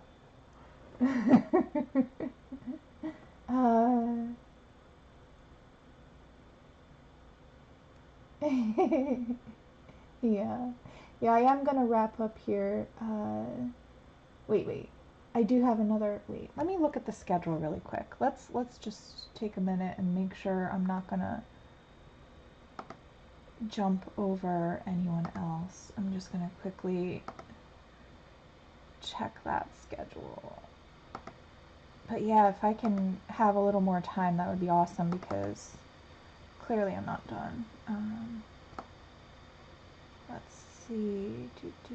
Where am I?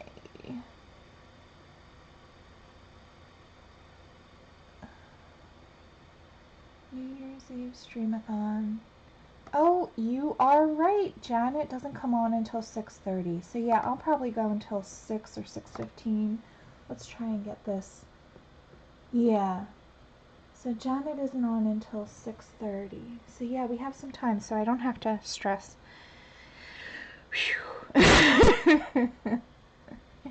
No stress. Okay, this spot here, now that I'm looking at it, looks too dark, and that's okay. So what I'm going to do is just lift a little bit here, and kind of, you know, it's all just a play. It's a push and pull. We gotta kind of, yeah, there we go. It's a little bit better.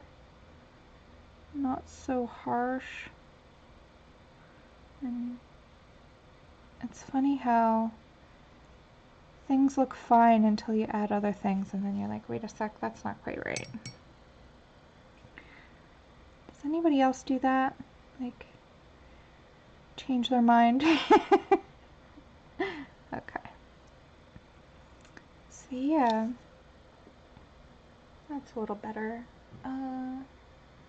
Yeah, I'm glad I have my tea. It's now getting less full. Alright, that's great. You guys get some great sleep. Have a happy new year. And I hope that everything goes really well next year for you guys. And, yeah, that everything... Oh no, kiddo had you up at 2. Yeah, hopefully next year's better for everybody.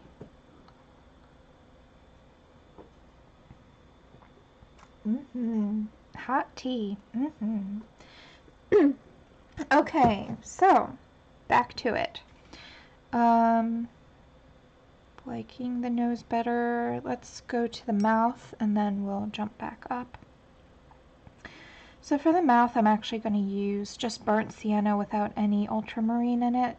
It's already pretty red, so I don't think I need to add another color, but let's just see how this goes and we'll maybe adjust from there and add another color. But I kind of like how this is just a 2-color piece.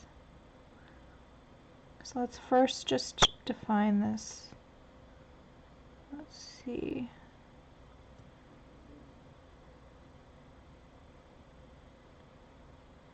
And now I'm going to go up. Let's see, the mouth, the upper lip.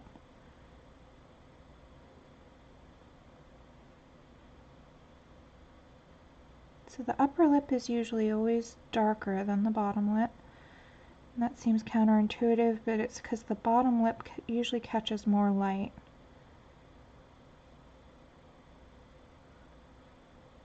The upper lip is kind of indented in, so it just doesn't catch as much light as the bottom lip, which kind of tends to bow out. Yeah, so I might want to add a little pink to her lips just to kind of, but that's a good base. Beth, I live in Philadelphia.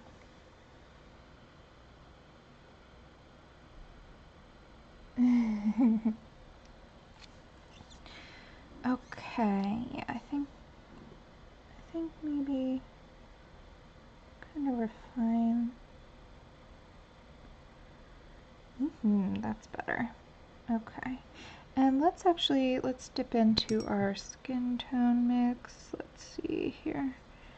And let's do a little bit of, now this is a delicate thing, so let's see if I can do it without messing this up. Just a little bit, there we go.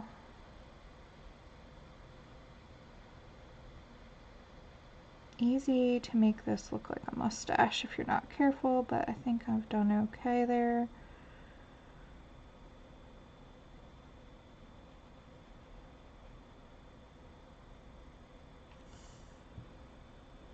Alright. So now, let's see here, I want to lift, this is a little too harsh. It's funny how I work wherever the stuff jumps out at me, and so, I'm sorry it's kind of hard to keep up with if you're following along. Hello, Michelle. Welcome. Welcome. Yeah, Abby's sleeping again, it looks like. She's like, okay, well, you human, you're weird, but you just do your thing. I'm gonna go back to bed. Alright. So now, let's see, let's work on, let's see, is the background dry? Ooh, the background is dry. I really want to get another layer in, so let's do that and then we'll jump back to the face again. So let's go ahead and just grab some pure ultramarine blue. And I like this edge, so I'm going to leave it, but I'm going to rotate this just to make it, wait, can you see what I'm doing? Yeah, okay, sort of. Okay, so I'm going to just, and I like to rotate the page if it's easier to do that stroke. Boom. Just like that.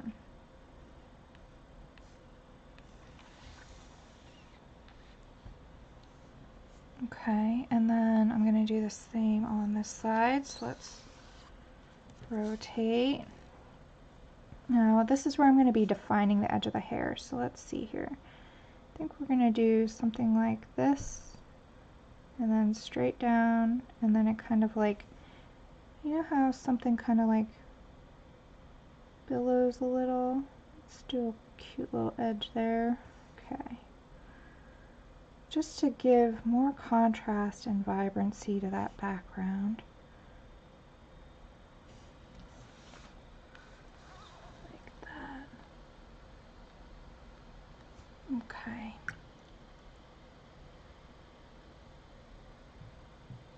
Alright.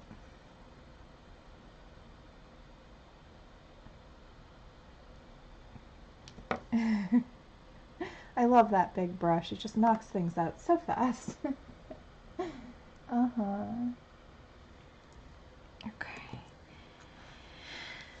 And actually, I'm going to snag my little brush and I'm just going to kind of gently refine that edge before it dries. Just kind of...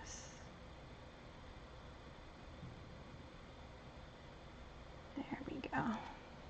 Like that. Alright. I think that's alright. What do you guys think? I don't know. Alright, so now I'm going to grab the hair mix, our sort of bluey gray, and let's quickly, because yep, just to test, make sure it's the right color, because I could definitely mess this up. Okay, so I'm going to just throw in, usually the brows end up being darker than the hair, even on lighter hair people, if you look at like blondes. And usually that's because either people use eyebrow pencil or they dye it, or it's just naturally darker. So she's got a little bit of an expression going on here that I don't like. Hold on, let me fix this. one is way lower than the other. There we go. That's a little better. What am I doing? Okay, guys. Hi, Zelie. Welcome. Yeah, that background. And as we go, the contrast is going to get better and better, and that background really does help with setting her off of the page. Yeah.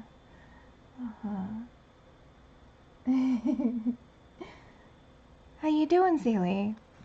Okay, so that's a little better. I think lift this if I can. There we go. Whoops. My bad. Okay, there we go. Alright. That is better. Okay.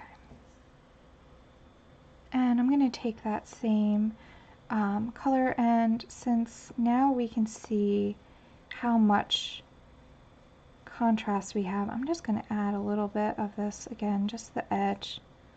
All about building things until it's the desired darkness. Just along the edge. I do want to keep, since she's white hair, I do want to keep that pretty much that color. Oops, I just dragged my finger in the paint. Did I? Nope, it's fine. Alright, so I'm also going to do that right along her hairline here. Just a really light, maybe a little bit darker. Just like here. Like that.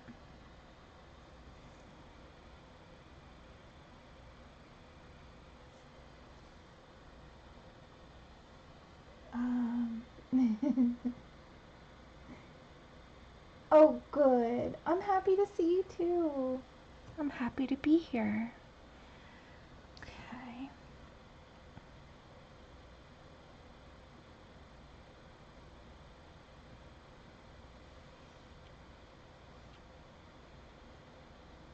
See, a hair, you can simplify hair quite a lot and get a pretty big bang for your buck. Let's just soften this edge. Sorry. Excuse me, pardon me.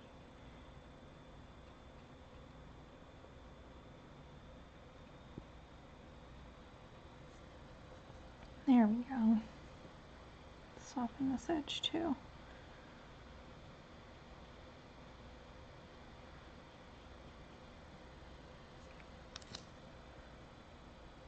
Yeah, I hope this helps you guys at least get some sort of sense of how I would approach white hair. And let's see here. And I appreciate the request because I haven't done white hair on my channel yet, so this is actually really good. Oh, it's really dark, but that's actually, let's see here. Let me just get any color off my brush, and we're just going to pick this up and move it around. There we go. A little too much there. Went a little overboard, you know. Okay. That's better. Okay, yeah. Lady Gaga, actually, yeah. I didn't even, that was not intentional, trust me. But yeah, with the white hair, she really kind of does, actually. That's cool, you know? Whatever works. Okay, so let's go back to the face now, and I want to work some more on the eyes. So let's work on the whites of the eyes. Excuse me. So not used to talking so much.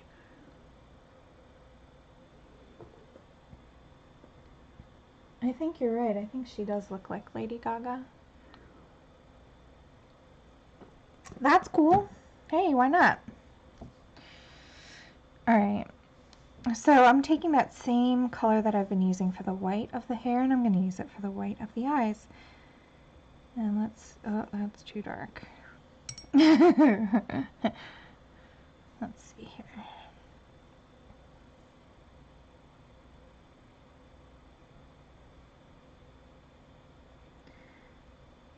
because just like white hair, the white of the eyes is rarely ever white.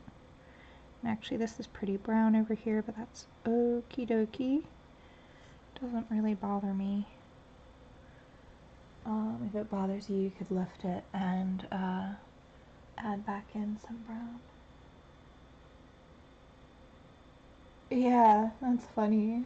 Well, not intentional, but pretty cool nonetheless. Let's just soften up this eyebrow actually, now that you say eyebrows. I'm just going to soften that edge. It just looked a little too harsh there. Yeah, but that's true.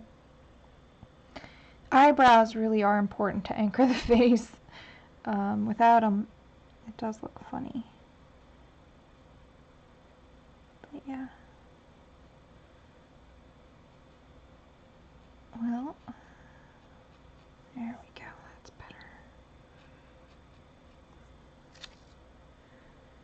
All right. Getting there. Getting there. You think? I think I might be able to finish. It's 5:30. I'm definitely going to go over my time.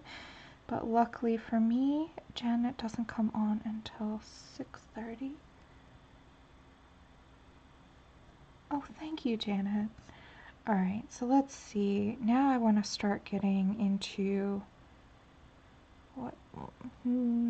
Let's do the surrounding eye area. So what I'm doing now is I have a really dark saturated version of that skin tone, and I am gently laying in some detail. Yeah, I'm glad I grabbed a smaller brush. Sometimes I try and do huge detail, small detail with a huge brush, and that is not always ideal.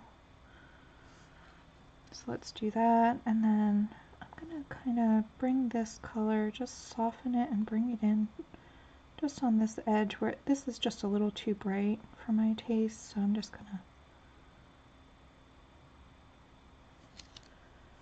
there we go. Yes, tell. I had a buddy in college who shaved off his eyebrows. I don't know why. He was just a weird dude. It was art school. I went to art school for my first year of college before I transferred. And he was a character, but he was really nice. But yeah, he didn't have eyebrows all of freshman year of art school. And he never would give anybody a reason as to why he did it. And his name was Jordy. So Jordy, if you're out there somewhere, holla. But yeah, I haven't seen that guy since I transferred, but he was cool. But yes, the no eyebrows thing, it's like all you could see on his face was the no eyebrows. So funny. He was such a sweet dude though, so we all looked past it.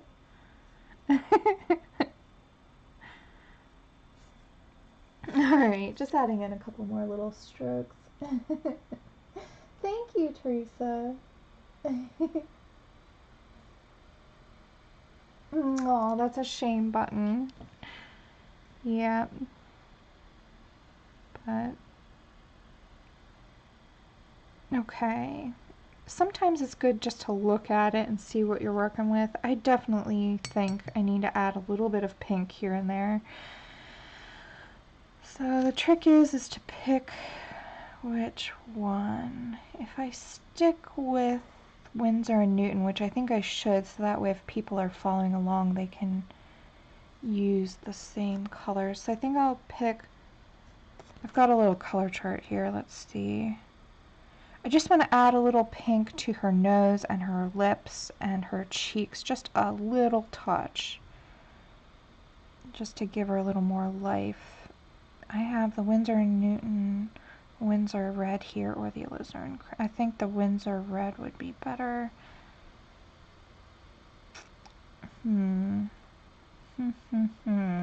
Sorry, well, I didn't really plan this out at all. Yeah, I think I'll use the Winsor red. So what I'm going to do is just mix a very, very pale version of this, and I'll show you what it looks like when I need a new scrap. Here we go.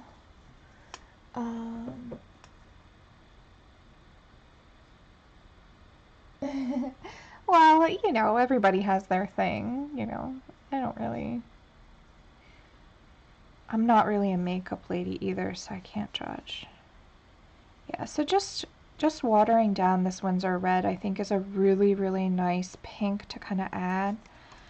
So, and I'm trying to keep this as simple as possible, so hopefully you guys don't mind me adding another color, but I think it might be necessary. So first I'm going to add it to her nose here.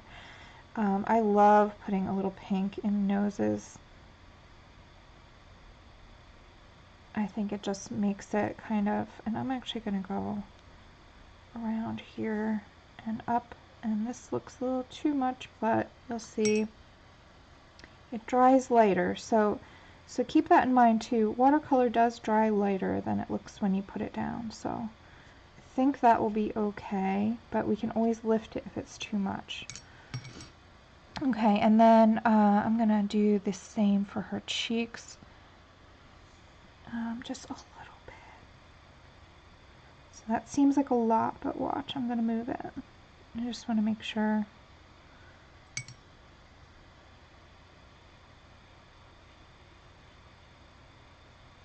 To get it down in a quick way so I'm not messing too much with what's under there. That's a little too much, so what I'm going to do is just soften that top bit, bring it down, and let's move it. Oops, too much. We're good. Let's bring it up and connect it. Okay, this seems too dark. I'm hoping that it will lighten up to just the right color. Otherwise, I might have to darken the other side of the face, which is an option, but I think we're going to be okay. So now let's apply the same amount. And you're thinking, is she crazy? But I think this will be okay.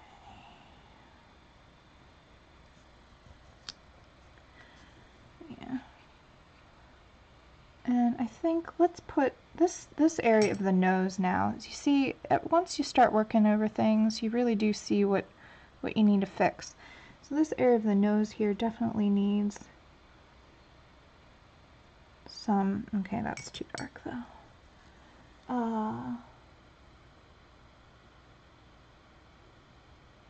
Let's see. I'm reading the chat. The paper strips, no, that's just a test. I'll show you my palette in just a minute. Hold on, let me just fix this. And then, there we go, this is getting better.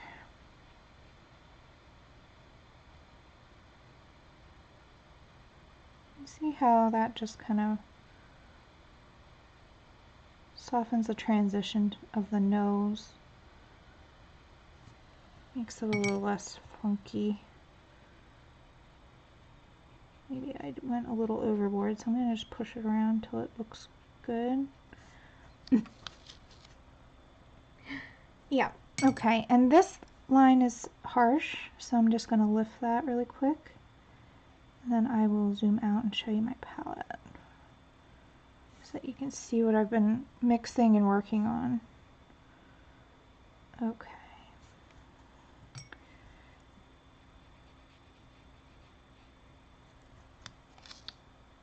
Alright, let's see how that dries. It might be a little...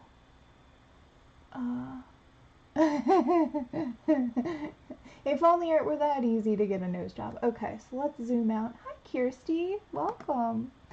Alright, let's zoom out. Where's that zoomy thing? Here we go. And so my palette, the colors, so I've been mixing up here now just because I've kind of run out of available space. So this is the color, the Winsor and Newton color. I'm sorry, the red color. I'm tired. And here's the hair color that I've been mixing, although it's kind of separated out, but you can see that gray color. So that's a mixture of the sienna and the ultramarine, and this is just a dab of that sienna just that I was working with for the face. And now zoomed out, oh my gosh. So I need to, but yeah, what I do is when I'm not sure how the color will come out on the paper, I just take a scrap and just scribble it out, and that way I know what I'm going to put before I put it down.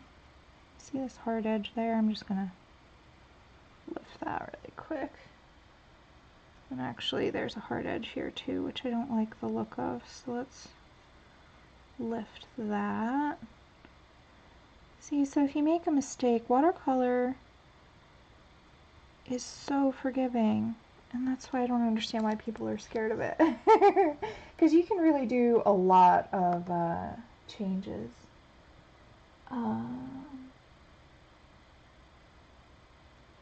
Yes, Beth. So it depends on if it's a staining pigment or if it's a non-staining pigment. But all of the colors that I've used here today are non-staining pigments. And it also depends on the paper that you're using. Some paper will not take a lot of abrasion and some will. What I have found is that this sketchbook, even though the paper is cheap, so it's not as great absorbent wise, but it is so rugged when it comes to being able to lift and move things around. So yeah, it really does depend on the pigment and the paper, but in general with watercolor you can lift dry layers, and I can demonstrate that actually on let's see,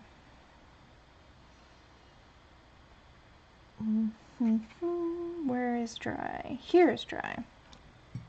So this is dry here. You can see it's dry to the touch. There's no, you know, there's no coldness when I touch the paper. So if I want to, say, fix this edge here, I can take a damp brush, not wet, but damp. So I dip it in the water and then I wipe it off on my towel here, and I just go ahead and sort of scrub and work the paper. And sometimes it's nicer to use a stiffer brush, but luckily these are just such beautiful brushes. So you can kind of see that I'm able to clean up that edge. I don't know if that's visible. Yeah, if it's a stain, yeah, stain, and some pigments are more staining than others. So what I would do is just, if you're not sure, I would play with the pigments that you're working with and try that out before you go ahead and and try that technique on your finished piece. So I don't know if you guys can see that there's like a little dark line here, so I'm going to lift this, and this is dry, so this is a really good demo for that. And since I don't want to lift it completely, I'm being really gentle and just sort of erring on the side of less water and less pressure. And I'm already lifting too much. Let's just gently.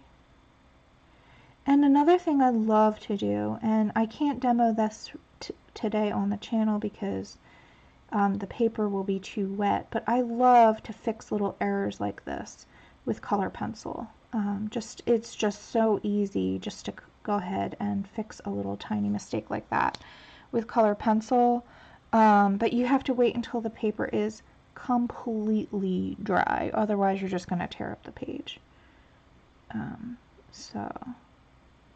But yes, you can do a lot with it. Yeah, I love doing backgrounds with them. That's what I rarely ever do a whole painting in just watercolor. I am definitely a mixed media artist, but I thought this would be a fun challenge to do a portrait in watercolor for you guys. Now, looking at this again, you see how all of this has some nice darks to it, and then up here, her forehead doesn't have a whole lot of shadows. Now, it won't have as many as the bottom layers, but I still feel like it's a little too light right here. So let's just throw that in. So it's all about just looking, working as you go around each thing,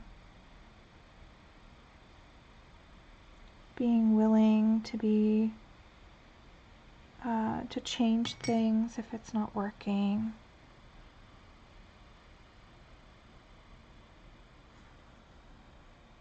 There we go, that's a little better, I think.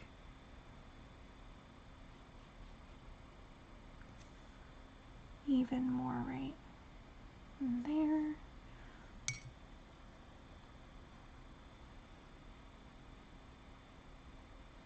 There we go.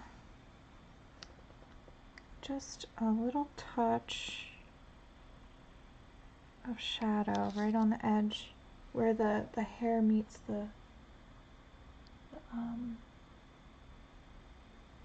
I'm just reading. Okay. Nice. All right, Beth. Okay, so let's put some of that same color just on the edge here, just so that we get some more definition. So as we go, she's going to start to come out of the paper because we're going to add more and more contrast. So let's see here, maybe let's work up here. Oh, need more paint. We've got this area here, which we want a little darker. And I do the the eyelashes last, and I usually do them with fine liner, and I'll do some other small details with fine liner too. But let's try and get this as finished as possible, at least close to. Let's just soften that out just a little bit. And okay, let's see.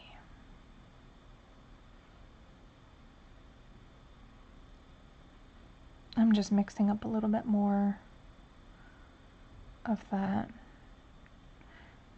darker skin tone color, so it's mostly burnt sienna,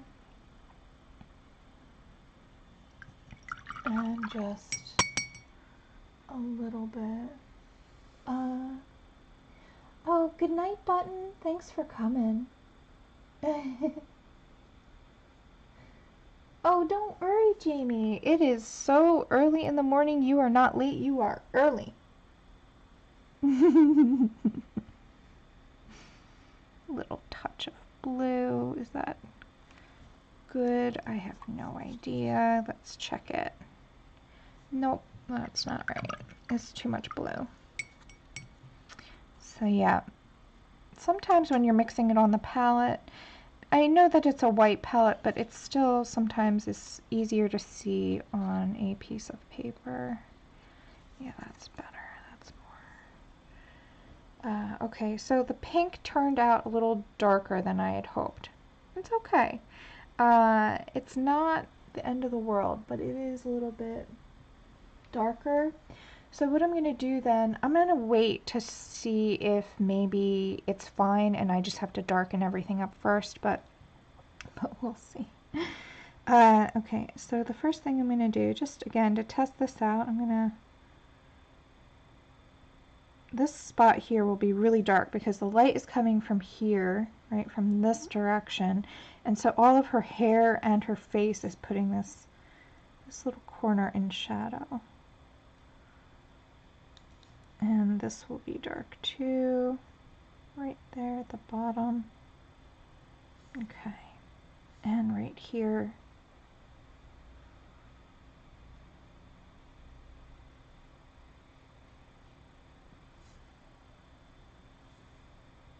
Like that.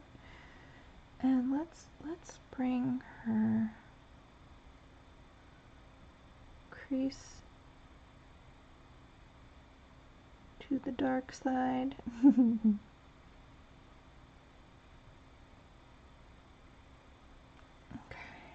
Now I'm going to get my brush clean and damp and just soften that edge there before it dries.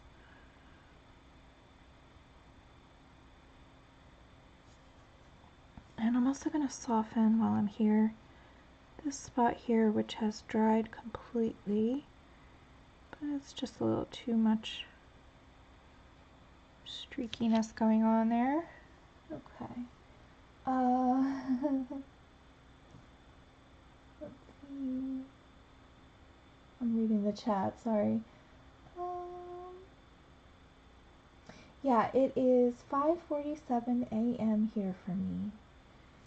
I am on the east coast of the US, and I took a nap and got up early just to do this, but I'm glad. I haven't done a stream in so long. I was so nervous, and I thought, well, hey, this is a great opportunity. I won't have, hopefully, too big of a crowd, so I won't be too nervous.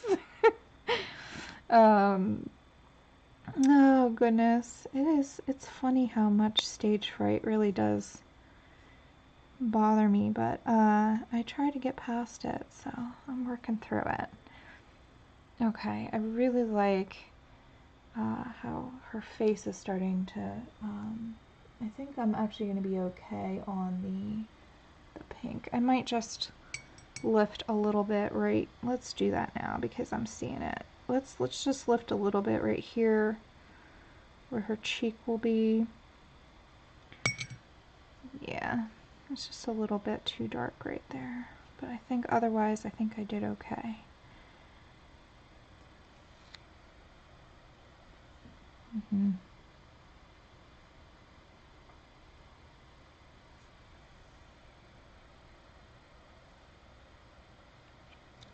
Yeah, okay.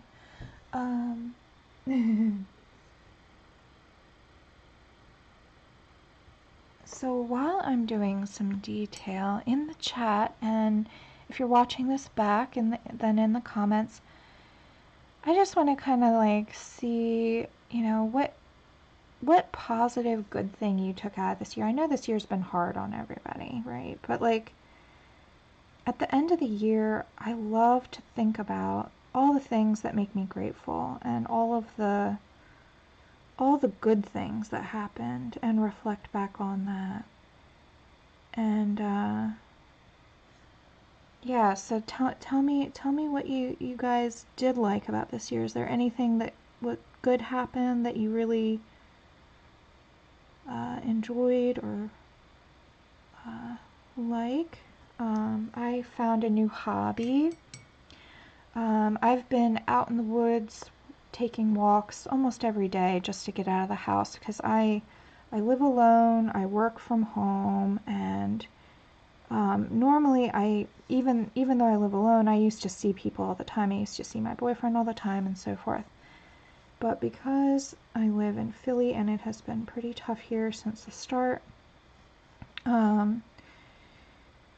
I've been pretty much alone for the past 9 months, not really seeing anybody or being with anybody. Now, thankfully, I have my little Miss Abby here. So that's great because she just fills my life with laughter and joy. But it's been pretty tough. So what I've done to kind of adapt to that is I've been taking walks in the woods every day and getting out of the house. And yeah, that was something that I always enjoyed, but now doing it daily, I feel like that's become a huge part of my life, and it has improved my health. And so I can't, I can't always go for a walk every single day, but for the most part, it's pretty much every day. So yeah, just sort of. So I'm grateful for that because I think that's something that I will continue even after we're allowed to hang out again. So that's cool. But yeah, so you guys, I'm gonna look up in just a second and check out the chat.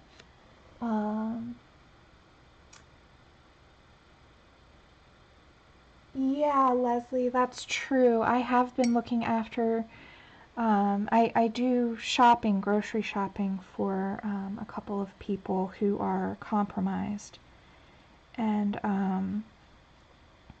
I have gotten a lot closer to some people because of that. So that's a really good point. I like that. Oh goodness, Kirsty, 5 kids. Well, that's great. You're getting more brave with your art. That's awesome. All right, let's see here.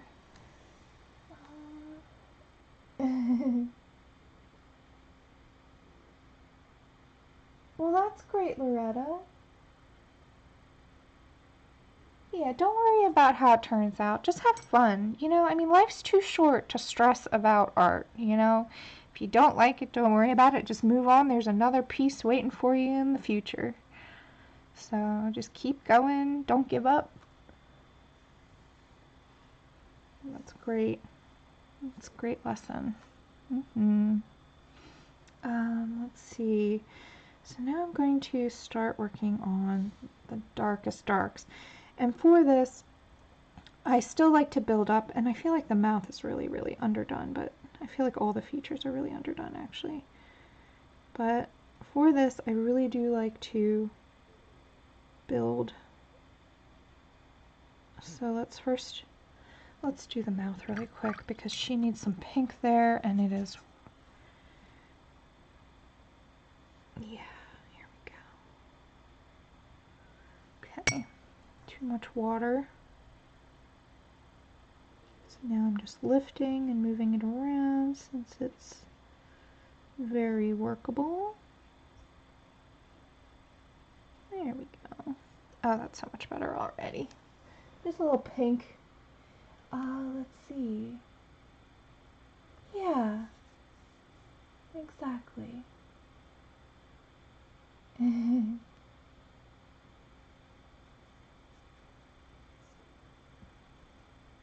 Awesome, Tal. Well, I'm glad you haven't been in the hospital.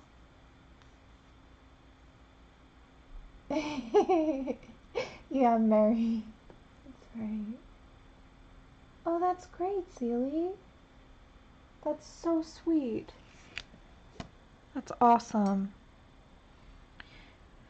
Volunteering, yeah, I've been volunteering. I made over 800 masks for my local neighborhood. I gave them to grocery store workers, postal workers, hospitals, just friends and family. And then once I kind of burned out on that, making masks, then I started to shop for people who were compromised, and that's how I've been kind of helping out and giving back, since I know I'm younger and I can do that. So yeah, that's great. Yeah, Kirsty, I was like a sweatshop over here, working day and night. But that was back when the pandemic first started and face masks were hard to find, so I had a sewing machine and a whole bunch of cotton fabric, and thought, hey, you know, I could actually help people, so I kind of stopped everything I was doing and just did that for a while.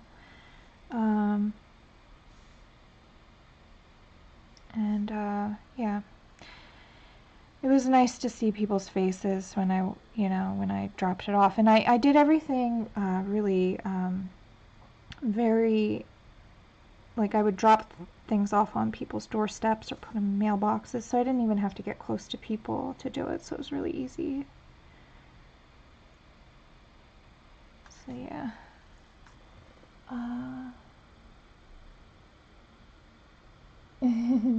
Awesome. Okay, so we're just, let's see here. I'm just trying to decide where we're going next with this. I think let's work on the mouth. Let's grab some more. So what I'm doing is I'm mixing burnt sienna. I'm mixing all three of our colors together. I'm mixing a very very saturated, meaning there's not a whole lot of water in this mix. So what I do is I wipe off my brush before I pick up the color. So I'm mixing now pretty dark. Actually, before I go ahead and do that, let me really quickly grab some of this Winsor Red. I'm sorry, I'm changing my mind. I'm going to grab just some Winsor Red and mix it with burnt sienna to mix a nice warm, darker red. And then I'm just going to really quickly, let's see here, lay this in before I do the dark line. We're just going to do that shadow right under that lower lip, the upper lip, sorry, on the lower lip, like that. And I'm going to use this color but just water it down now. And we'll go and just add a little bit more detail to the corners of the mouth here. Like that. Okay. Let's see here, Zelie. Yeah. Kirsty, that is top secret, but I can say that I have been working very hard this year. I'll just leave it at that. I'm sure you can infer my answer from that, but yeah. Alright, so now I have a really dark mix of all three colors. I'm going to pick this up, and first I'm going to start working on the eyes. We're going to really get in there and get some darks going here. So first,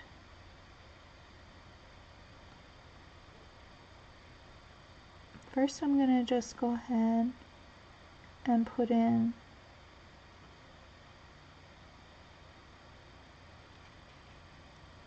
the pupil.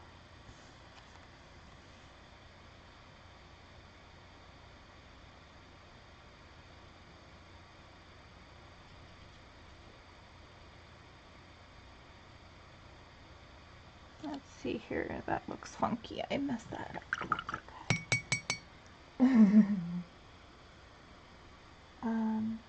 Alright, Leslie. Oh, I miss you too. And it's always nice to chat you. So, we'll have a great time, and I will see you later.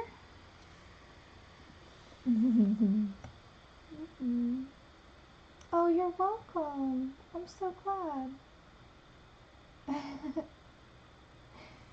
Yeah.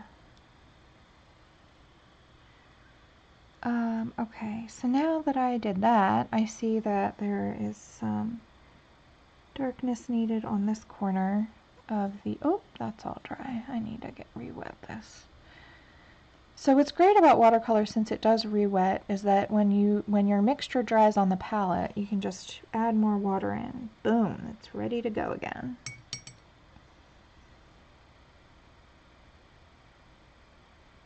There we go, the corner of the eye there. And I'm going to take some of our red that we used for the lip, just add a little right here. That little red spot in the corner of the eye, we're going to use that same color. Just like that. Oh, wait. A little more. I think her eyes are totally not even at all, actually. I'm looking at my sketch now. Oh, that's great, Tally. So you're journaling? Yeah. Yeah, the streams today have been a lot of fun. Okay. Just looking. I really want to keep going, but I've got to wait until those are dry. So let's go down to, here we go. Let's go down to the mouth again. Let's add in another layer. See, yeah, if your watercolor pieces look flat or they don't look right at first, that just means that you just haven't gone far enough. You just need to keep going. Let's see, let's add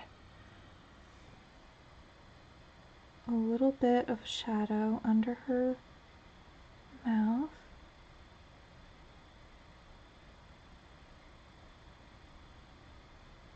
Right there.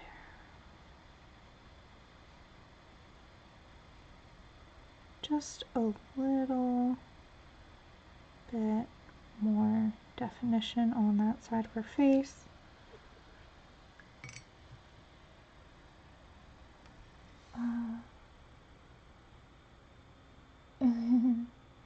Kirsty, I am using my favorite brushes.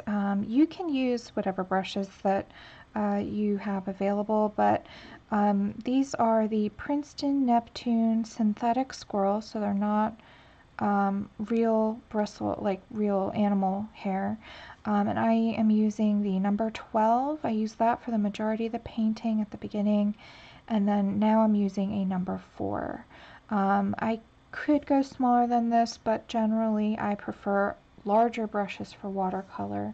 I feel like the piece comes out cleaner and less streaky, so hopefully that helps. What I love about these brushes, they are synthetic, but they are so absorbent, not like other synthetic brushes like the Taklons, which are less absorbent. These are treated in such a way that it makes the bristles more porous, and they just hold so much paint. It's ridiculous. So yeah, I love them. And they're fairly affordable. They're much more affordable than real squirrel bristle brushes. And honestly, I don't feel any need to kill a squirrel to paint, so I'm cool with the synthetics. I know a lot of people use the real ones though, and they are beautiful. They do hold more water even, I think, but you know. Yeah, they're really, really nice. I also will use, here I'll show you. I also use the golden Taklons, like these here. I use this for like really big washes. I have some other ones here, which I do use as well. But in general, and these are, I do like the Princeton brushes. They usually go on sale in my local art store, so I pick them up. This one is a Princeton Select Oval Mop. This one is a Princeton 1-inch wash. And this is a Princeton 1.5-inch flat wash. So if you want a little bit of a less expensive synthetic brush, then I would recommend these types of golden Taklon brushes. And they offer a lot of control, and they're snappy. So they have, they give you some nice brush strokes. These are more soft and floppy. They don't snap as much, but so they take a little bit more getting used to.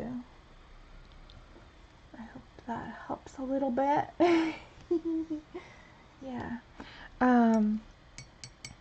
Yeah, I couldn't afford the huge synthetic squirrel brushes. They were just really expensive, but yeah, I think I got a set of these on sale.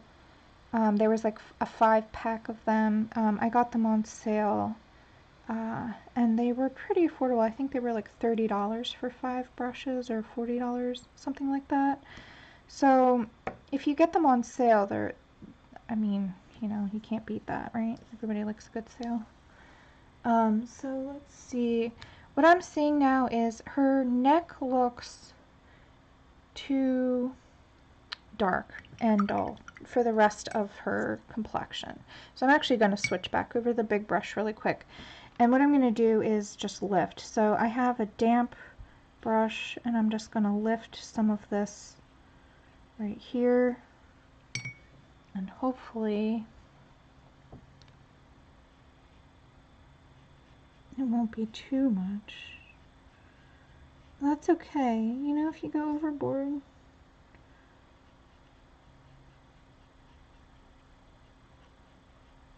Just here at the bottom, it might catch more light than I think it's getting right now, and it looked too flat. Also, I feel like I changed the curve of the neck at some point in this video, and it's not right, so I'm just going to fix the edge of that there. If I need to, I can go in with some darker hair color on that edge, but I think I might be able to lift it and just get rid of it.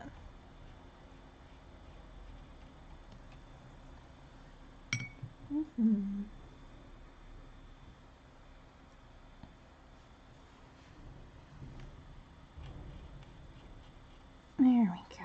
We're getting there. It's just, you know, nobody's perfect. Everybody makes mistakes. So if you make a mistake, don't freak out. It's going to be okay. So I'll come back once that's a little less damp and fix it with some hair color, and I think we'll be all right. A little bit better there.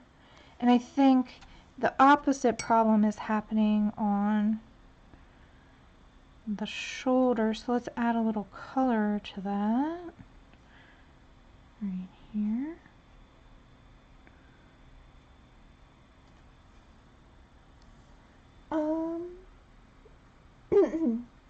Yeah, Randy, so we actually discussed that before, so you could either go back.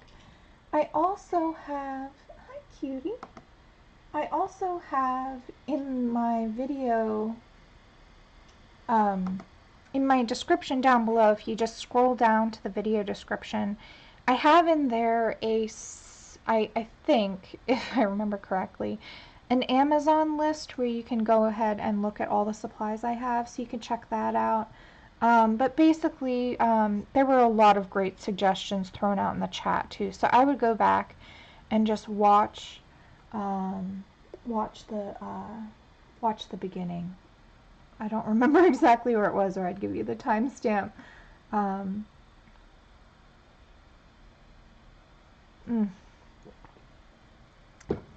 Tea. Okay. Let's see. We're getting there, guys. I feel like, okay. There's some problems with this that I really want to fix before we go. So, first off, hey, sweetheart. What do you want, honey bunny? My little kitty. So first off, I just want to fix some of this nose here. It's just a little too light. Hi. Oh, Abby. Hold on, guys. I'm sorry. What?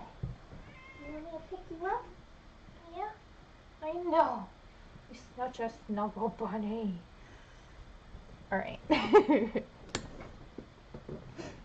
So that feels better. And then the other thing I'm going to do is just right here. Like that.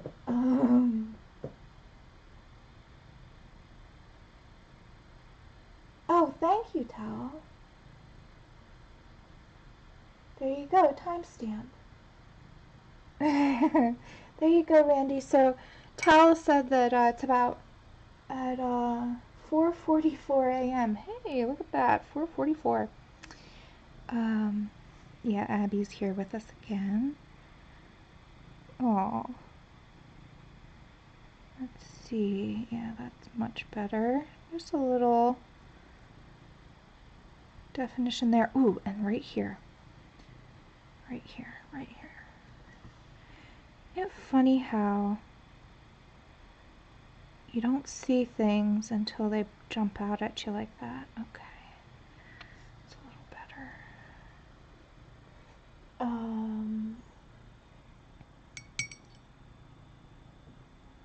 And I think also the other eye socket too.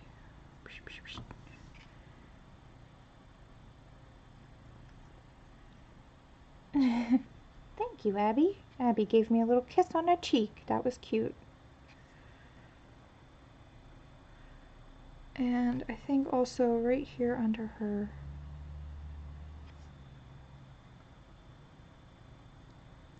And at the end here is where really things start to come together. I'm also going to put this really beautiful, I guess she has brown eyes. That's what we've gone with.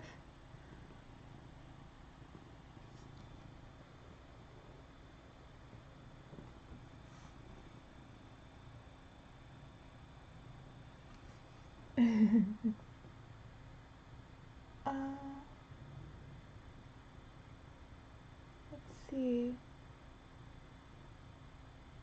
Oh, I've never heard of that one, Michelle. That's a good suggestion, though. There you go. I love it that we all help each other out, and that the chat really does help each other. So let's see. I'm gonna finish up the eyes, and hopefully we can get this done before Janet. We're not gonna get this done, of course, but at least we can get more of it finished for you. So now keep in mind, again, I would definitely put in eyelashes, but you really have to wait for the paint to dry to do that. Otherwise, you're going to end up with a big mess there. But we can at least get the rest of the eyes done.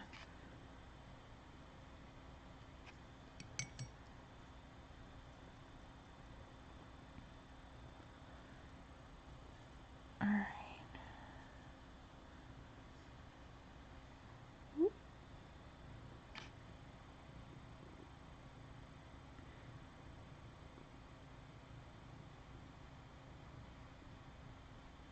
There we go. So we're just doing some small detail now. The shadow under the eyelashes.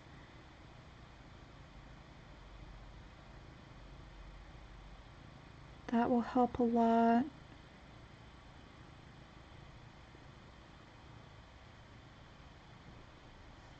Like that.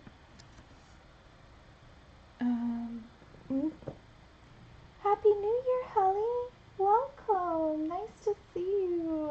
It's been so long. Alright, and then we're gonna let's put a little touch right there at the end of her mouth, just to give her a little bit more of a smile. And let's see, now I probably shouldn't do this, but I'm going to, because, you know, for the sake of the video, I'm going to get my gouache wet. I have some white gouache here. It's a Winsor & Newton Designer's Gouache in Permanent White, I believe it's called. But I have some here just on my palette, so I'm going to get it nice and wet and ready. And we're going to need this for some sparklies, so we'll do that at the very end of the video. And I did mean to do a giveaway, but I have completely run out of time, so what I'm going to do is, if you want to enter in the giveaway, at the end of the video, just put in the comments below, you know, just throw a comment down below and you'll be entered in to win. And what I'm going to be giving away, I have here, I'll just show you real quick. So I'm going to zoom out, I'm just going to explain what's going on, and then we can go back and finish what we've got so far. So for the giveaway, I have 3 of these stickers. These are vinyl stickers. I love them. They go through the dishwasher and they're really durable. I use them all the time. So that's actually also the same type of sticker I have on here. So I have 3 of these that I'm going to give away, and I will mail them internationally, so it doesn't matter where you are in the world.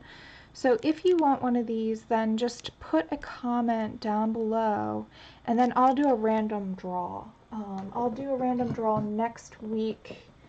What's today? Thursday? I'll do a random draw next Thursday. And I will just post in the comments below, and we can go from there. And that'll be a way to do it, so that way people who aren't watching at 6 in the morning can still get involved. Yeah, I have 15, right?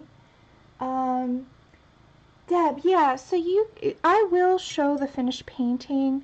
The account that I normally post to for this sketchbook is called Doodle Fairy. Here, I'll write it out for you, so that way you don't have to guess. And it's on Instagram. Or if you look at my main lauracolorstoo account, I do have a link for that in my Instagram. So I'll probably post that there. You can see a lot of the other finished paintings from this book on that account as well. So that's where you go to see it when it's done. Yeah, I'm going to try and get as close as I can to finish. So let's see if we can keep going. Oh yeah, Janet. It's I love making stickers. I think they're a lot of fun. So yeah, if you want one of those ladies, the lady with violets in her hair, then go ahead and comment below. And let's see, where are we doing? Okay, so let's see, eyes. I'm gonna just darken up right here a little.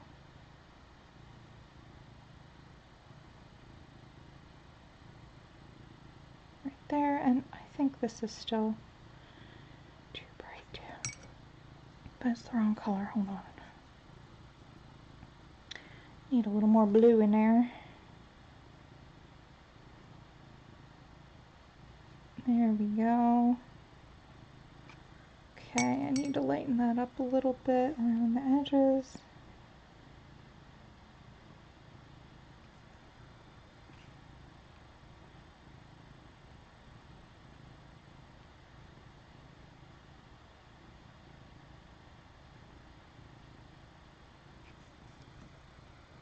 Like that. And you know, it's funny, I feel like this side of her face, oh my goodness. Laura, what are you doing? Alright, here we go. Needs a little bit more. There we go. And let's soften up the edge there. Oh man, Abs, this is hard one-handed, yo. Can't hold down the paper from wiggling. Abby. Got my kitty in my arm.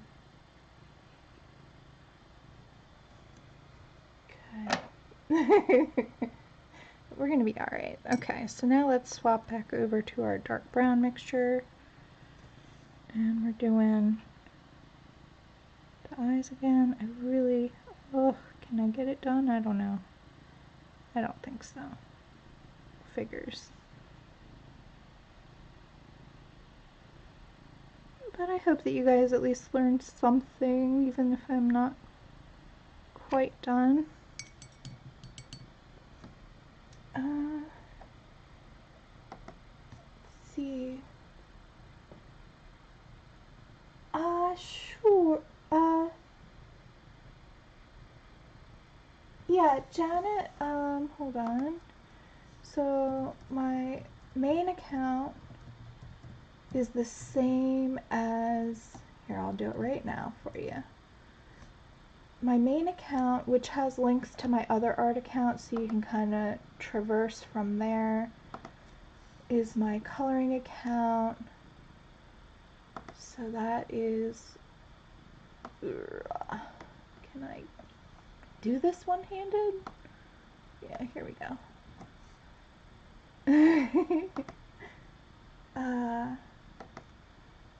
There you go. So you can find my art accounts. I've got 3 art accounts on Instagram. I divide them up based on sort of what I'm doing. So, but the coloring account is there, and then you can find the Doodle Fairy in my profile link. That will be the easiest way to go there. I'm just lifting this little bit there that I don't like. Let's see. Oh, thank you. Yeah, you got it. No problem. Let's see here. Okay, I think that the eyes are dry enough. Let's just go for it and see what happens. I could just muddy the whole thing. I really want to put some sparkle in her eyes because that just brings her to life. So let's see, here we go. Oh, thank God.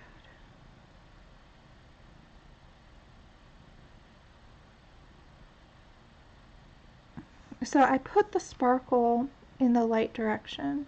So since it's coming from this way, I put it a little, and maybe a little dot next to it just for some extra. And I'm not done the mouth enough to put, but I would put some extra little lines in her mouth just to bring, well, I guess let's do it, you know, whatever.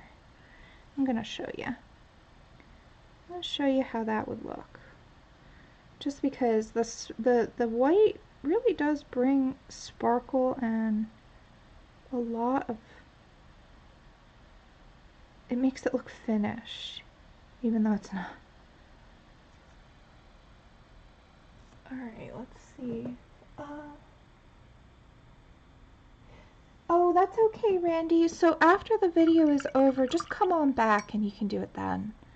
I realize some devices won't show you the comments until after. But yeah, if you just come back, just pop in later and put in a comment. That'll be just fine. You don't have to watch it again or anything like that. Please don't worry about that. But yeah, just pop in a comment. Thank you, Helly. Alright, so let's see. The other thing, looking at it now, I've deepened up this side of her eye socket and this side of her eye socket. So now the bridge in the middle is feeling too light. So I'm just going to throw in a little bit of extra depth there and then blend it out. So you can see I just develop these slowly over time and just sort of look at what I'm doing and kind of adjust as I go.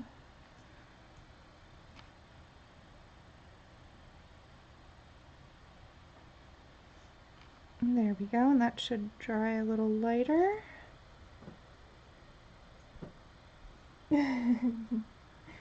Alright, so yeah, we're getting up close to the end here, and I don't want to go over and eat into Janet's time, so I think we're going to set it there for now. But I will finish this up and post it on my Doodle Fairy account so you guys can see the finished product. And yeah, thank you so much, guys, for hanging with me and making me feel at ease and asking some really awesome questions. I love the chat, so it was really great interacting with you guys today. Does anybody have any questions before we go, or anything that they want to say? Just put it in the chat. And here, I'll zoom out just so you can see. Oh no, that's not what I wanted to do. Oh well, I opened up another program. Hopefully that doesn't glitch my computer. Yes, have a great new year. I'm sure that most everybody, I think, in the US now, I think Hawaii's now hit New Year's, maybe? I'm not sure, but I think so. Awesome. I'm so glad that you guys enjoyed it. It was so fun painting with you in the middle of the night. Oh, goodness. Thank you, guys. Yeah, I'll finish this up and put it on my Doodle Fairy. Thank you, guys. Yes, little kitty. Here, we'll let her. You want to go and say hi to everybody? There you go. There you go. Yeah, just move the paint so that way she doesn't. Hi. Yes, into the wee hours of the morning. So there's my little Abby girl. She is always curious and happy to visit you guys. So, let's just, yeah, so this is my paint water. You can see how if I was using a little bit more brown, I could totally mistake this for my tea. So, oh, it's so good to see you too, Helly. Yes, Fluffy. She has very long fur, Zelie, so. Oh, I've missed you guys too. Yep, but it's just a stage fright thing. I've had severe anxiety and I haven't been able to get up the courage. But when Mary asked me if I wanted to do this again this year, I thought, you know what, this is a good opportunity. It's in the middle of the night, so it'll be a little quieter. And I took a nap, so I woke up right before my stream. I checked out Joycey for a little, but it didn't give me enough opportunity to get nervous. So I think hopefully going forward I can get over my fears and be with you guys a little bit more often. So yeah. Oh no, Janet, I took a nap, so I'm probably up for the rest of the day. I might even just go out for a bike ride in a couple hours when the sun comes up. Get a little exercise in and get my blood going. Yeah, I know, Teresa. It's not about you guys. It's just that if you've ever dealt with like presentations in front of a group of people, or you know, if you're just nervous sort like I am, then you know, performing in front of anybody. I mean, even when I'm outside painting by myself, if somebody comes up on me and is watching me paint, it makes me nervous. It's just sort of one of those things. It's not that I don't want to be watched, it's just that it's some sort of weird. I really can't explain it, honestly. I mean, any fear is sort of irrational and unexplainable, um, but I do love showing you guys what I like to do, and I love chatting with you, so, you know, it is what it is. I work through it. But it looks like we're here coming up on the end of our time, so I'm going to say goodbye to you today. Go ahead and grab Janet's stream. She's going to be streaming right now, so let me actually get the link for you. And then you are off. And thank you again so much for all of the love and the comments and the questions. You guys are awesome. And if you do a version of this painting, I would love to see it. So email me. Here's my email. Please email me for any reason. I'm always happy to chat. That's my email address, so please go ahead and email me and show me what you've done, because I just adore seeing what people come up with based on the tutorials. Alright, so I will shut this down and see you guys again soon, hopefully. Alright, I love you guys. I hope you have a beautiful, wonderful new year, or at least a better one than 2020. The bar is set pretty low there, so hopefully we can achieve that. And be safe, happy, and healthy, and I'll see you next time. Bye.